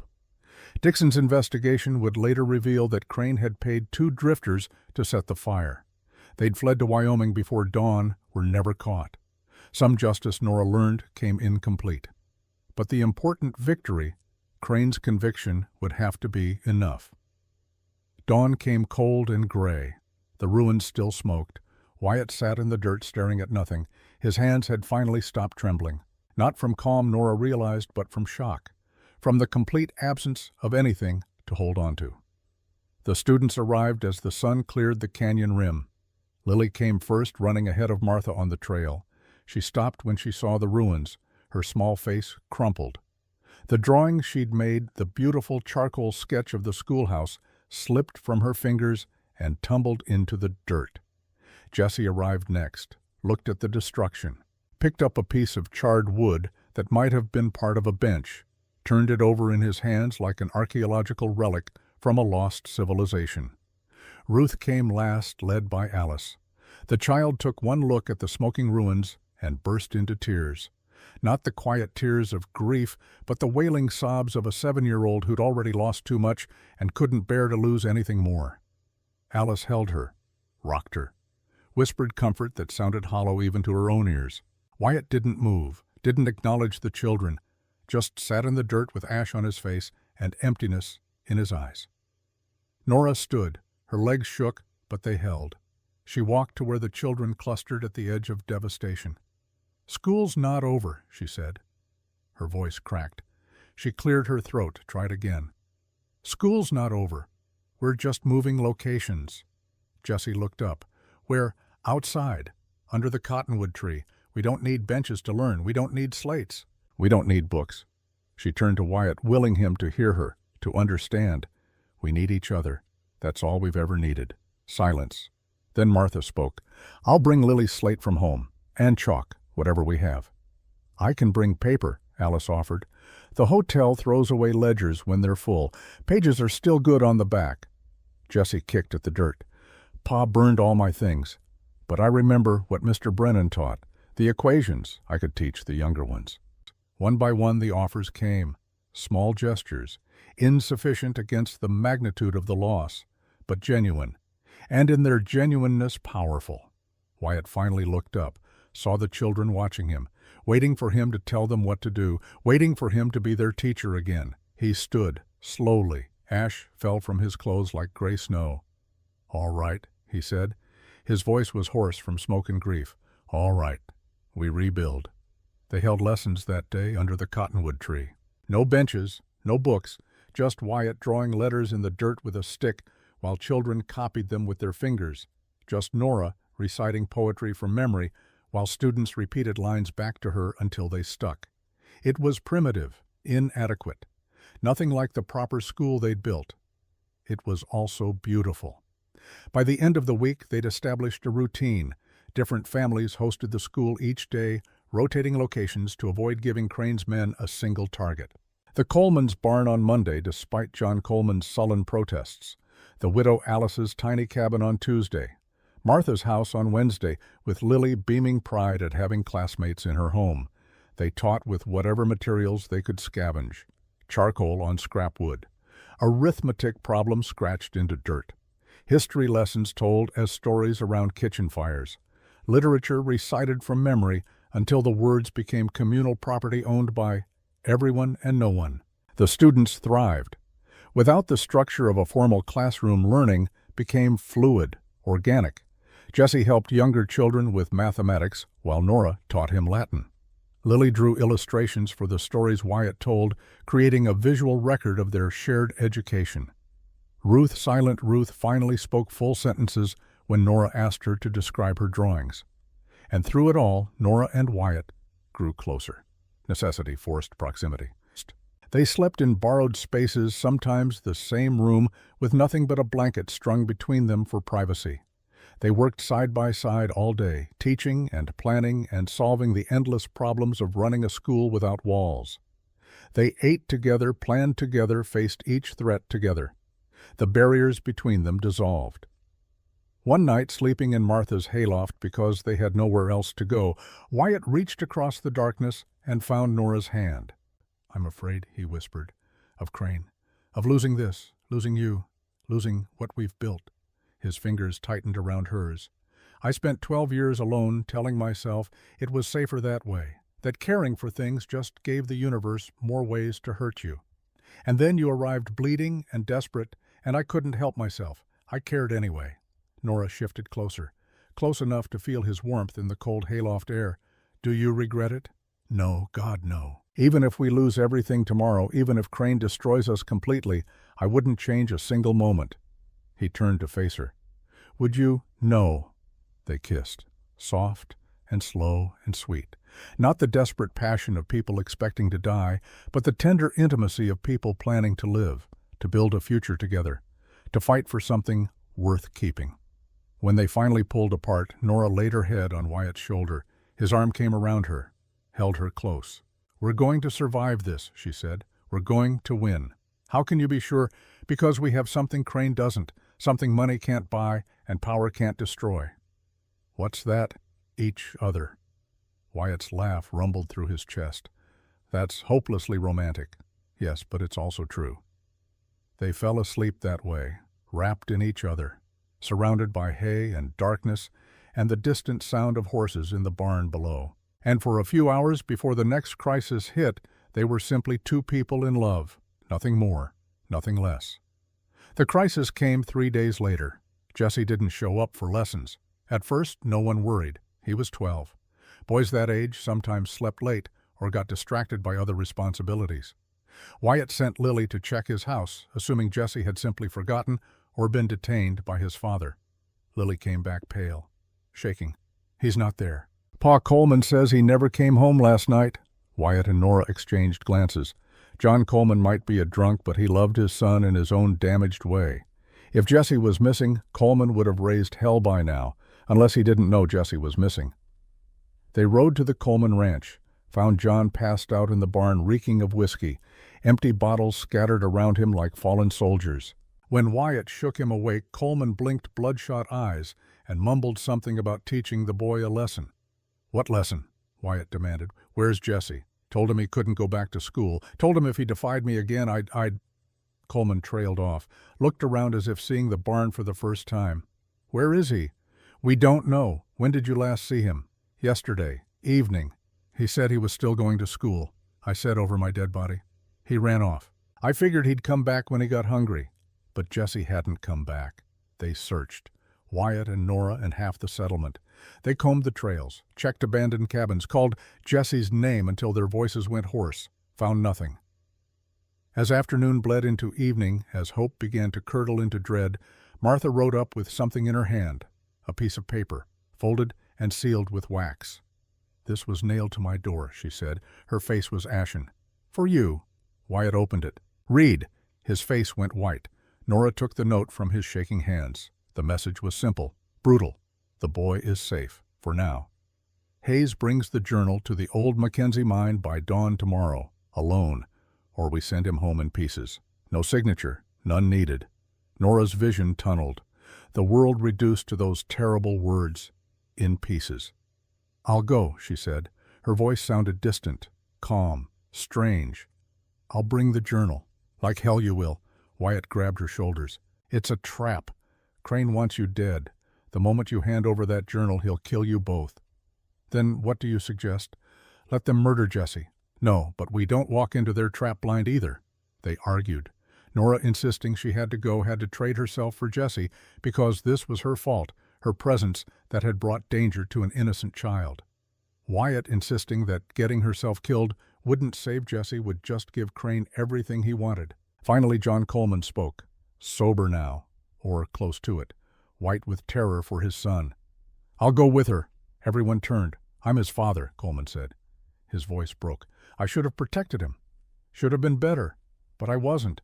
And now he's taken because of my failures." He looked at Wyatt. "You stood up to me, for him. Now I'm asking you to let me stand up for him, however I can."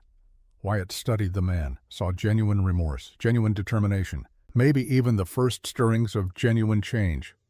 "Not just you," Wyatt said. "All of us. We go together." They spent the night planning. The Mackenzie mine sat 2 miles north of the settlement, abandoned for 5 years after the silver played out. It was isolated, defensible, the perfect place for an ambush. Crane's men could see anyone approaching from a mile away, which meant they needed a different approach. Jesse knew the mine, had explored it as a boy before it was abandoned. He'd told Wyatt about it once during lessons describing the network of tunnels that honeycombed the mountain. Some collapsed, some still passable. At least one that emerged a 1/4 mile from the main entrance, hidden behind a rockfall that looked natural but wasn't.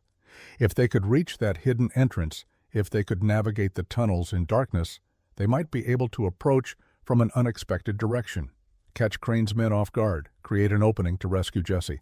It was a terrible plan, full of holes, dependent on luck and timing, and a dozen things that could go wrong. It was also the only plan they had. As the others finalized details, John Coleman slipped away to his barn. Alone in the darkness, he sat on a hay bale and stared at the bottle he'd hidden behind the workbench. His hands shook, not from fear of tomorrow's fight, from withdrawal, from his body screaming for the poison he'd fed it for 5 years. One drink would steady him. One drink would make tomorrow easier. One drink would quiet the voice in his head that said he was a coward and a failure, and a man who'd beaten his own son because he didn't know how else to express the rage and grief that lived in his bones.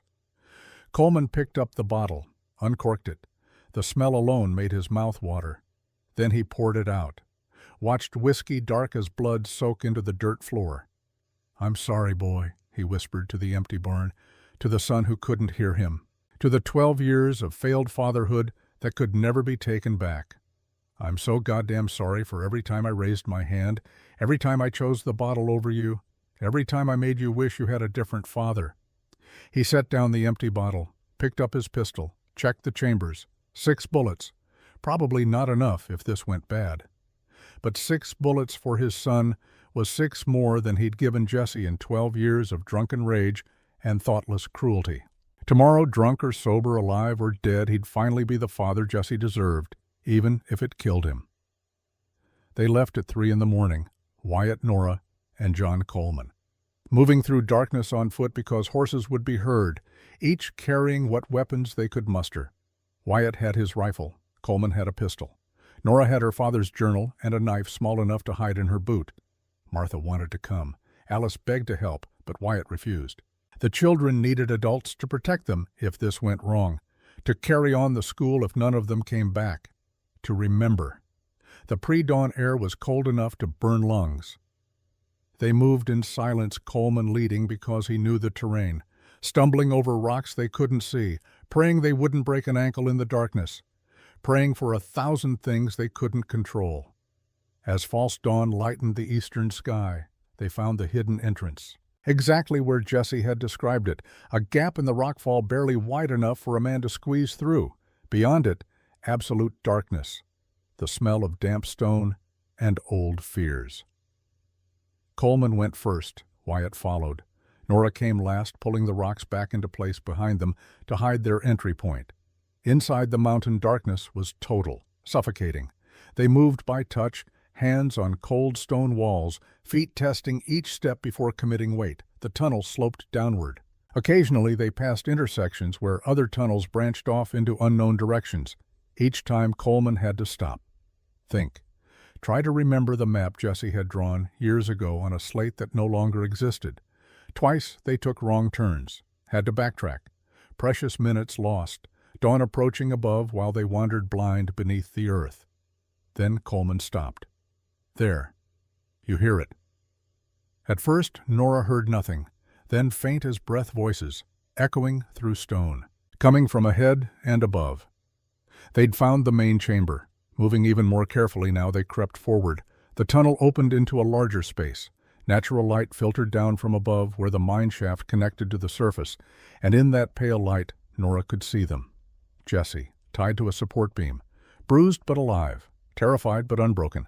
Cass Harding standing guard, one hand on his pistol, bored, expecting easy prey. And Silas Crane himself, sitting on a rock like it was a throne, checking his pocket watch, waiting for dawn, waiting for Nora to walk into his trap.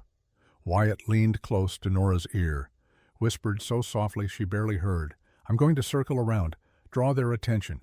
When they're focused on me, you get Jesse free. Understand?" "Wyatt, no, if they see you, that's the point. They want you and the journal. They'll hesitate before shooting me. That hesitation is our window. It's suicide. It's a chance."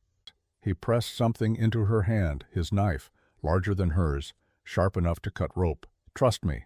Before she could argue, he moved, ghosting through shadows toward the far side of the chamber. Coleman stayed with Nora, pistol drawn, hand shaking. Wyatt waited until Crane pulled out his watch again, checked the time, muttered something about punctuality. Then he stepped into the light. "Looking for me." Cass spun, pistol up, aimed, but he didn't fire. Confusion flickered across his face. "Brennan, where's the woman?" Change of plans. Wyatt walked forward, casual, like he was approaching friends instead of armed men. "We're trading, me and the journal for the boy." Crane stood, smiled. The expression held no warmth. "Mr. Brennan? How noble, but unnecessary. I asked for Miss Hayes, specifically. She's not coming, I am, and I have what you want." Wyatt pulled the journal from his coat, held it up so they could see. Every page, every name, every crime your murder victim documented. "Her murder victim," Crane corrected. "Judge Hayes was her father, not yours. Why would you trade yourself for evidence that doesn't concern you? Because she's mine." Wyatt said it simply, clearly. "And I protect what's mine." Crane's smile widened. "Ah, love, how inconvenient." He gestured to Cass. "Take the journal. Kill them both. The boy, too. Leave no witnesses. Cass raised his pistol. Wyatt didn't move. And Nora, watching from the shadows, saw her opening. She burst from cover, knife in hand, sprinting toward Jesse. She reached him before Cass could react, slashing at the ropes that bound the boy to the beam. The knife was sharp. Wyatt kept his tools sharp. The ropes parted. Jesse stumbled free. "Run!" Nora shoved him toward the tunnel exit. Cass swung his pistol toward her, but Coleman was already moving. The drunk rancher, the abusive father, the broken man who'd lost his way years ago, stepped into the light with his pistol raised. "Not my boy," he said, and fired. The shot echoed like thunder in the enclosed space. Cass went down, didn't get up. For one frozen second, everyone stared. Then Crane pulled his own pistol, aimed at Coleman, fired. Coleman jerked, fell, blood blooming across his shirt. Jesse screamed. Wyatt lunged for Crane, knocked him down. The pistol skittered across stone. Both men grappled for it. Crane was older but desperate. Wyatt was younger but shaking. They rolled, fought. Two men who'd lived their entire lives with words and laws and civilized violence suddenly reduced to fists and fury. Nora grabbed Jesse, tried to pull him away, but the boy fought her, trying to reach his father, calling for him. Coleman lay still, eyes open, blood pooling beneath him. More men emerged from the main shaft, Crane's guards. 4 of them, armed, drawn by the gunshots. They were surrounded. Wyatt saw it, knew they were finished. In seconds, those men would open fire and it would all be over. Then hoofbeats thundered above, voices shouting, and Marshal Dixon dropped through the shaft opening with deputies behind him. "Federal officers, drop your weapons!" Chaos erupted. Crane's men hesitated. Long enough for Dixon's deputies to take positions, long enough for the balance of power to shift decisively. Crane scrambled for his pistol. Wyatt kicked it away, grabbed Crane by the collar, slammed him against the rock wall. "My colleague," Crane gasped. "Bennett, he's coming. He'll testify I was defending myself, that you attacked me. He'll lie, like he lied about you." Wyatt's fist pulled back, ready to break the man's face, to finally, after 12 years, hurt the thing that had hurt him. But he stopped, lowered his hand. "No," Wyatt said quietly, "I'm not you. And I won't become you just to beat you." He stepped back. Let Dixon's deputies take Crane into custody. Nora was kneeling beside Coleman, pressing her hands against the wound, trying to stop the bleeding. Jesse knelt beside her, sobbing, begging his father not to die. Coleman's hand found his son's, gripped tight. "Proud of you, boy," he whispered. Blood on his lips. "So proud. You're going to be better than me. You're going to learn, going to be someone. Promise me." "Pa, don't. Please don't." "Promise." Jesse's voice broke. "I promise." Coleman smiled, squeezed his son's hand one last time, and was gone. The boy's wail echoed through the mine, raw, primal, the sound of a child losing his father despite every terrible thing that father had done. Wyatt pulled Jesse into his arms, let the boy sob against his chest, held him while he broke, while he grieved, while he lost his childhood in the space between one breath and the next. Nora stood, walked to where Crane sat in chains, looked down at the man who'd killed her father, who'd hunted her across half a continent, who'd burned their school and kidnapped a child and destroyed so many lives in his pursuit of silence. "You lost," she said, quiet, final. Crane looked up. His face was bruised where Wyatt had hit him. His expensive coat was torn, his carefully maintained dignity in tatters. "For now," he said. "But men like me don't stay defeated. I have lawyers, money, connections. I'll be free in 6 months. And when I am—" "When you are," Dixon interrupted, "you'll be facing murder charges in 3 states, fraud charges in 5, federal corruption charges that carry a mandatory death sentence." The marshal pulled out a telegram. "This came this morning, from Boston. Seems when I sent your name through official channels, a lot of people became very interested. People you've hurt, people you've threatened, people who were too afraid to speak up before but who suddenly feel very brave knowing you're in custody." He handed the telegram to Crane. Crane read. His face went gray. "No, this is impossible. I have protections, agreements, assurances from people in power," had, Dixon corrected, past tense. Because apparently, when word spread that you'd been arrested, all those powerful friends decided they didn't know you after all. Funny how that works. Dixon gestured to his deputies. They hauled Crane to his feet, led him toward the shaft entrance, toward transport, toward trial, toward the kind of justice that rich men usually escaped, but that had this once finally caught up. As Crane passed Nora, he stopped, looked at her with hate so pure it was almost beautiful. "Your father died for nothing," he hissed. "All his investigation, all his evidence, for what I'll hire better lawyers. I'll delay the trial. I'll die of old age before they ever convict me. And you'll have wasted your life for a dead man's revenge." Nora met his gaze, didn't flinch. "My father didn't die for revenge. He died for truth, and truth doesn't care how long justice takes. It just waits, patient, inevitable, for men like you to finally stumble." She turned away, walked to where Wyatt still held Jesse, put her arms around both of them. Behind her, Crane was dragged into the sunlight, still shouting, still threatening, still convinced that money and power would save him. But the sound faded as they descended into the tunnels, taking him away, taking the threat, taking the shadow that had darkened Nora's life for 3 months. Finally, it was over. They buried John Coleman on a hill overlooking his ranch. Half the settlement came, not because they'd loved him, most hadn't, but because his death, his sacrifice had meant something, had saved a child, had stood against evil when standing was the last thing a drunk coward should have been capable of. Jesse stood at the grave with dry eyes. 12 years old and suddenly orphaned. Martha had offered to take him in, but he'd asked instead to stay with Wyatt and Nora, to live at the schoolhouse, or what would be the schoolhouse once they rebuilt. They'd agreed without hesitation. After the burial, after most of the settlement had dispersed back to daily lives, Marshal Dixon approached Wyatt and Nora where they stood with Jesse. "Got a telegram this morning," Dixon said. He pulled the paper from his coat. "From Denver. Seems Horace Bennett wants to speak with you, Brennan.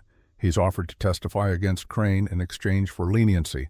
Federal prosecutors think his testimony could seal the case." Wyatt's hands started trembling again, the first time since the mine. "I don't want to see him." "You don't have to, but he's asking. Says he has something to tell you, in person, something about clearing your name." Nora touched Wyatt's arm, felt the tension vibrating through him. "Maybe you should hear him out, for closure." "Closure," Wyatt repeated. The word tasted bitter.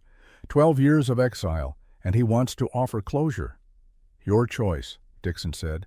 "He's being held in the town hall until transport arrives tomorrow. If you want to see him, I can arrange it." Wyatt looked at Nora, at Jesse standing between them, still processing his father's death, at the life they were trying to build from ashes and grief and stubborn hope. "All right," he said finally. "I'll see him." They met that evening in the town hall, a single room with whitewashed walls and windows that let in the last light of day. Bennett sat on one side of a scarred table, Wyatt and Nora on the other, Dixon standing guard at the door. Jesse had stayed with Martha, spared this particular confrontation. Bennett looked older than Wyatt remembered, gray-haired now, thinner. The arrogance that had once defined him had been replaced by something that might have been shame, or might have been the calculated performance of a man trying to save his own skin. "Professor Whitman," Bennett said. His voice cracked on the name. "It's Brennan now." "Right, of course." Bennett's hands shook as he pulled out papers, affidavits, documents sealed with official stamps. "I've signed a full confession. Everything I did, the research I stole, the lies I told about you, the evidence I fabricated to destroy your career." Wyatt said nothing, just watched the man who'd ruined his life fumble with papers like a penitent at confession. "The university wants to reinstate you," Bennett continued. "Full professorship, back pay for the years you lost, public acknowledgement that you were wronged. Your research will be credited correctly, published under your name. Everything you discovered, everything I stole, returned to its rightful owner." He slid the papers across the table. Legal documents, carefully worded, signed and witnessed, and bearing the weight of institutional authority. "I'm not asking for forgiveness," Bennett said. His voice dropped to barely above a whisper. "I don't deserve it. I need you to know I didn't understand what I was doing back then. I was jealous. You were brilliant, and I was mediocre, and it ate at me until I convinced myself you deserved to fall.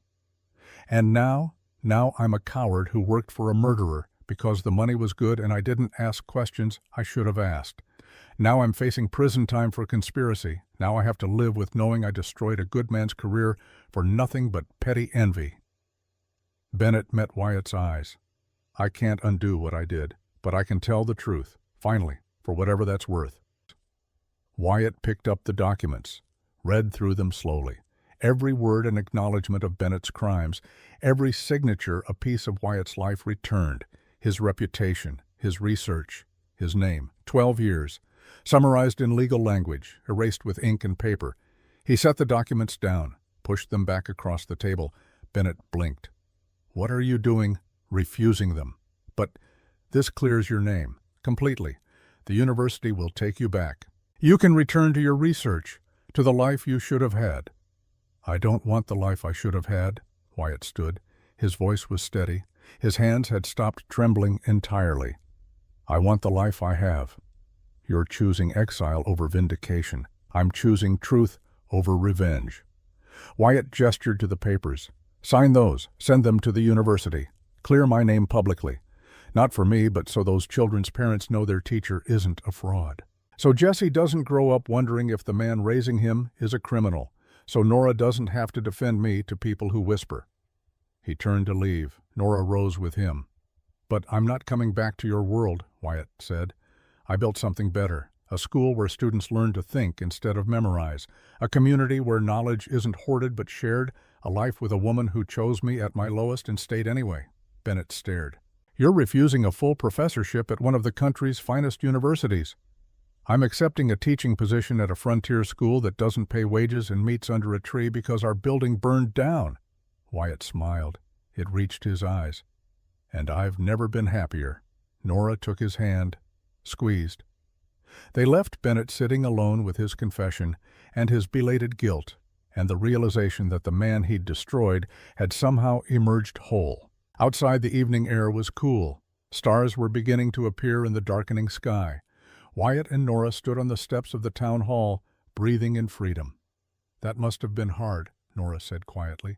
"It was easier than I expected." Wyatt looked at their joined hands, at the simple silver ring on her finger. 12 years ago, that offer would have meant everything. Today it means nothing, because I have everything that matters. Your research will be credited, your name cleared. For the children, for Jesse. So they never have to defend loving someone the world called a thief. He turned to face her. "But I don't need the university's validation anymore. I know who I am. And I know what I've built is worth more than any ivory tower position." They walked back toward Martha's house, where Jesse waited. Toward the temporary shelter that was home until they could rebuild. Toward the future they were constructing one day at a time from grief and hope in equal measure. And behind them in the town hall, Horace Bennett signed the documents that would restore Wyatt Whitman's name to history. But Wyatt Brennan, the man who'd chosen love and teaching and frontier students over academic glory, never looked back. After the burial, after the confrontation with Bennett, after the immediate chaos of Crane's arrest had settled into the slow work of prosecution, Wyatt and Nora stood in the ruins of their school, 3 weeks since the fire. The stone chimney still stood. The foundation was intact, and stacked nearby were fresh timbers, cut and delivered by ranchers who'd shown up one morning with lumber and tools and quiet determination to help rebuild. "We could make it bigger," Wyatt said. He was sketching plans in the dirt with a stick. His hands were steady now, had been steady since the mine, since he'd chosen mercy over vengeance and walked away whole. 2 rooms instead of 1, space for more students. "And a library," Nora added. She sat beside him close enough that their shoulders touched. "Smaller than before, but built properly, with shelves that won't burn. And windows, lots of windows, so the children can see out while they learn." They planned in silence for a while, drawing their vision in dirt, imagining the future taking shape from ashes. Finally, Wyatt set down his stick, turned to face her. "Nora Hayes," he said, formal, nervous. "Will you marry me?" She blinked. "What? Marry me? Not for convenience or appearance, but because I love you. Because I want to build this school with you, build a life with you, grow old teaching children and arguing about philosophy and driving each other crazy in all the best ways." He reached into his pocket, pulled out a ring. Simple silver. Handmade. Rough but beautiful. "I made it myself, from coins I've been saving. It's not much." Nora kissed him, hard enough to knock him back on his heels. When she pulled away, they were both grinning. "Yes, obviously yes, you ridiculous man. Did you think I'd say no? I thought you might want time. To heal, to process everything that's happened. I've had 3 months of running and 3 weeks of fighting, and I'm done waiting for the right moment. This is the right moment. Any moment with you is the right moment." She held out her hand. Wyatt slipped the ring on her finger. It fit perfectly. They sat in the ruins of their old life and planned their new one. And when the sun set over the canyon painting, everything gold and red and beautiful, they didn't notice. They were too busy dreaming. 3 months later, Nora stepped off the stage at the settlement depot. She'd been gone 8 weeks, called to Denver for Crane's trial, then to Boston for additional testimony, then to Washington when federal prosecutors decided to make an example of a corrupt railroad magnate who'd finally pushed too far. The trial had been exhausting, day after day of testimony, of reliving her father's murder, of facing Crane across a courtroom and holding her ground while his lawyers tried to destroy her credibility, of watching the jury's faces as they heard the evidence, read the journal, understood the depth of corruption one man could achieve. The verdict came swift and unanimous, guilty on all counts. Silas Crane would hang before winter, and Nora was free. The settlement looked different, bigger somehow, more prosperous. As the stage driver unloaded her trunk, Nora saw new buildings, a proper general store, a church with a bell tower, a hotel that looked almost respectable, and down by the creek where the old schoolhouse had stood, something new rose against the sky. Stone, not wood this time, built to last. 2 stories tall with a peaked roof and tall windows that caught the afternoon light.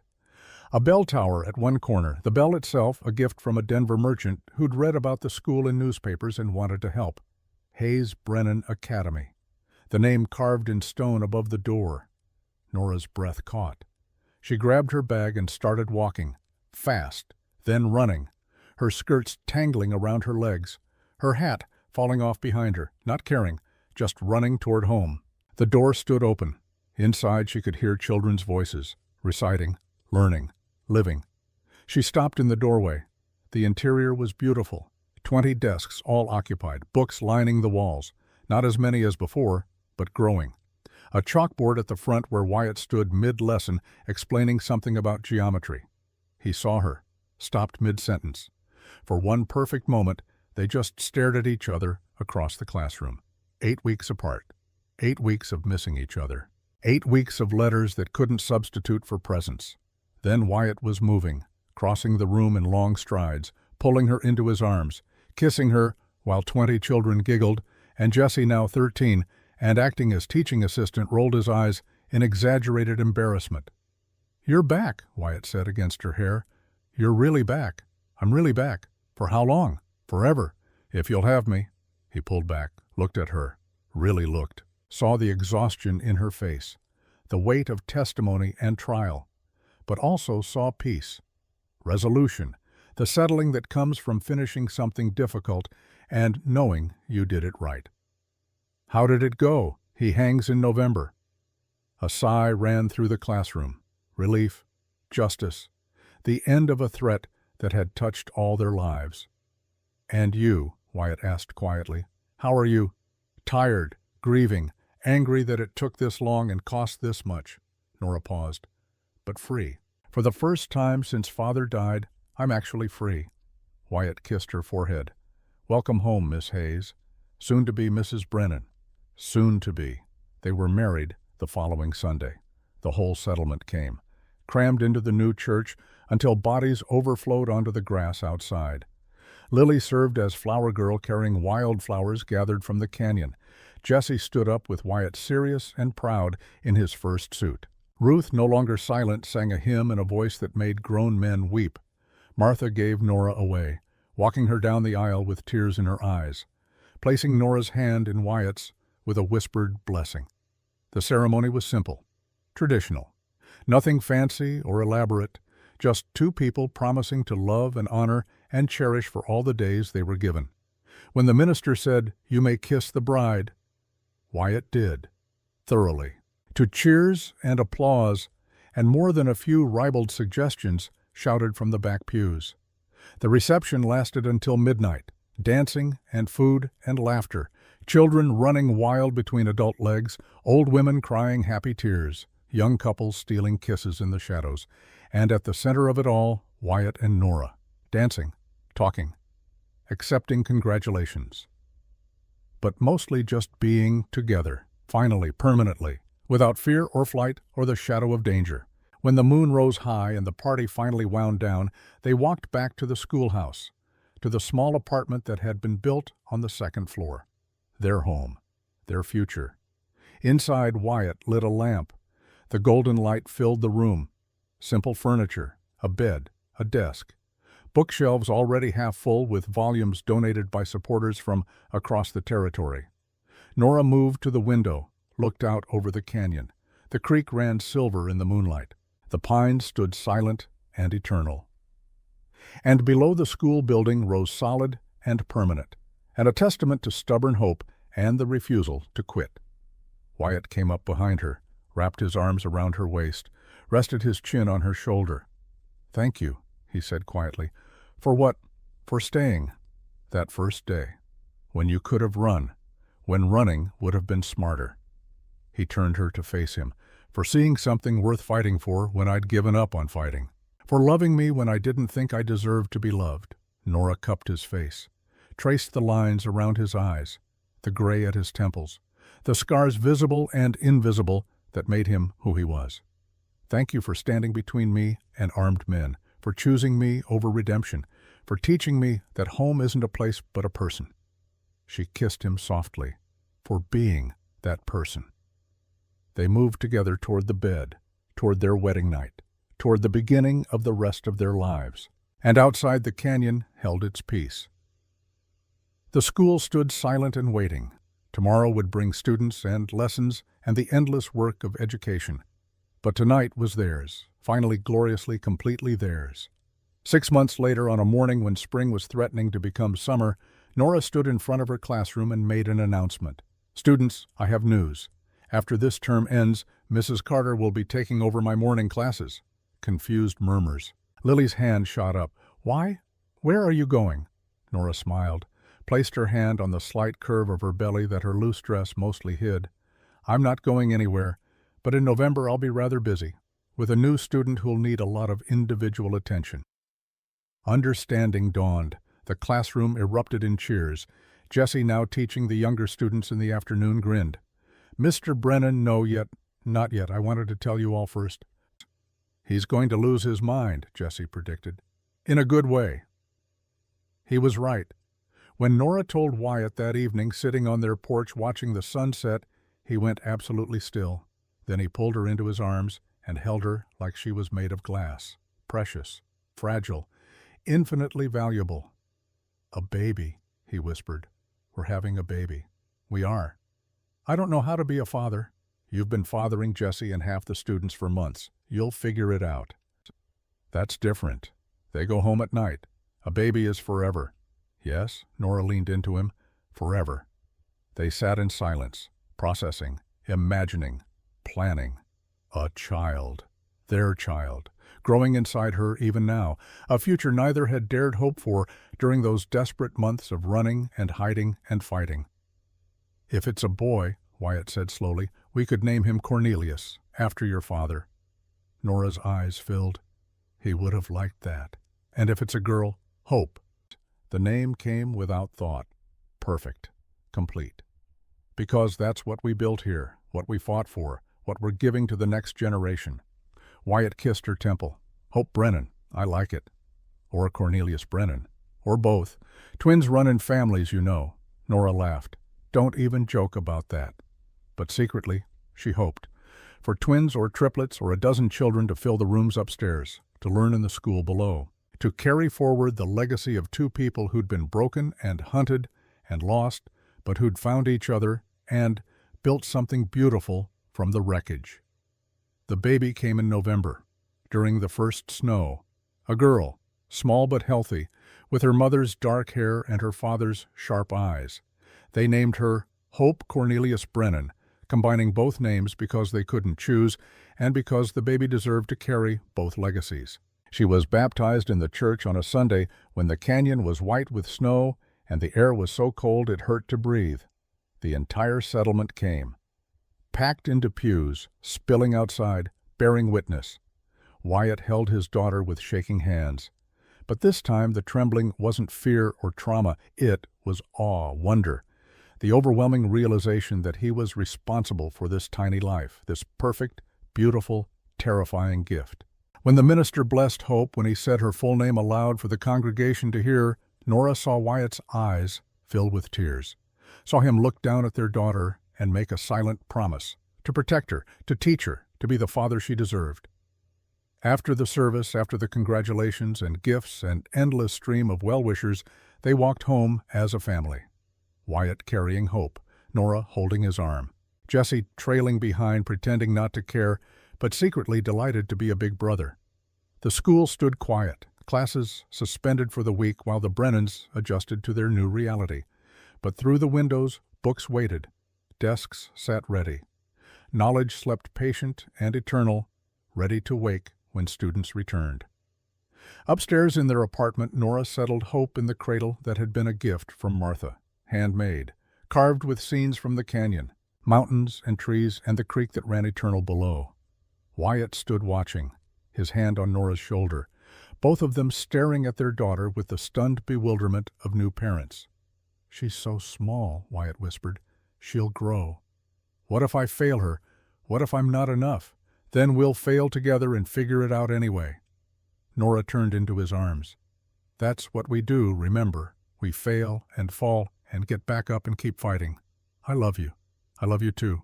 They stood in the lamplight, a family, whole and healing and hoping, and below them in the school they'd built from ashes and stubbornness, the future waited.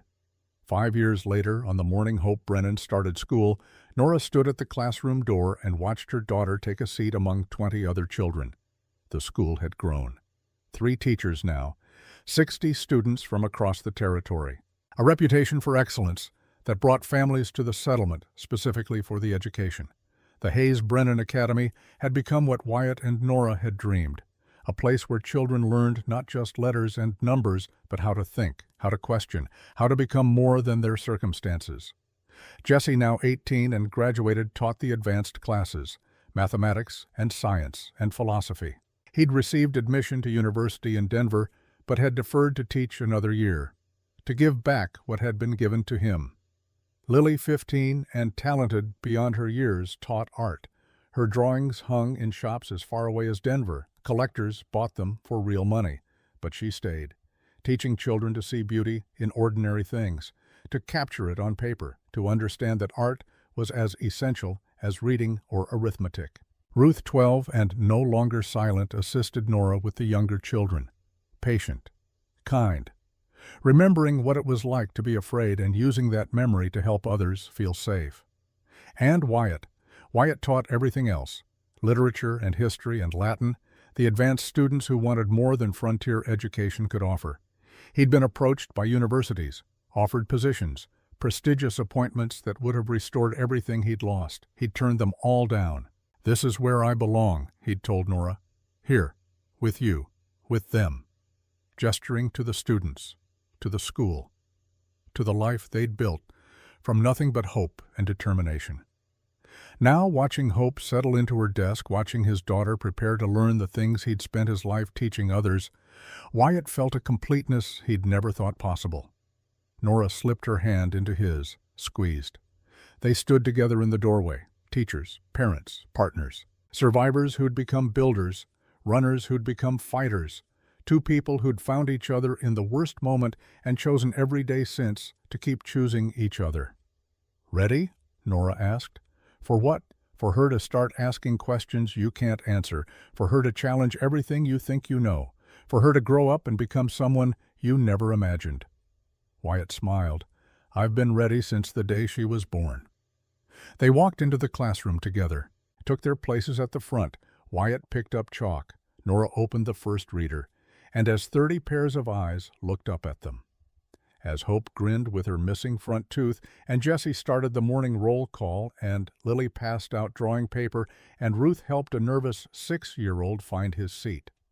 As the business of education began again, the same as it had for 5 years and would for 50 more. As the canyon held its breath, and the creek sang its eternal song, and the mountains stood witness to small human struggles and triumphs. As all of this happened, Wyatt caught Nora's eye across the classroom and smiled. She smiled back. And somewhere in whatever place the dead go when their work is done, Judge Cornelius Hayes rested. His daughter was safe. His evidence had brought justice. His legacy lived on in a granddaughter who carried his name, and in a school that taught truth and courage and the stubborn insistence that right mattered more than easy. The world turned. Seasons changed. Children grew. But in a canyon in Montana, in a school built from ashes, 2 teachers stood before their students and did what they'd always done, what they'd always do. They taught. They loved. They endured. And in the teaching and loving and enduring, they proved something that tyrants and murderers and powerful men could never understand. That hope once planted grows deep roots, roots that fire can't burn, roots that power can't destroy, roots that last forever. The end.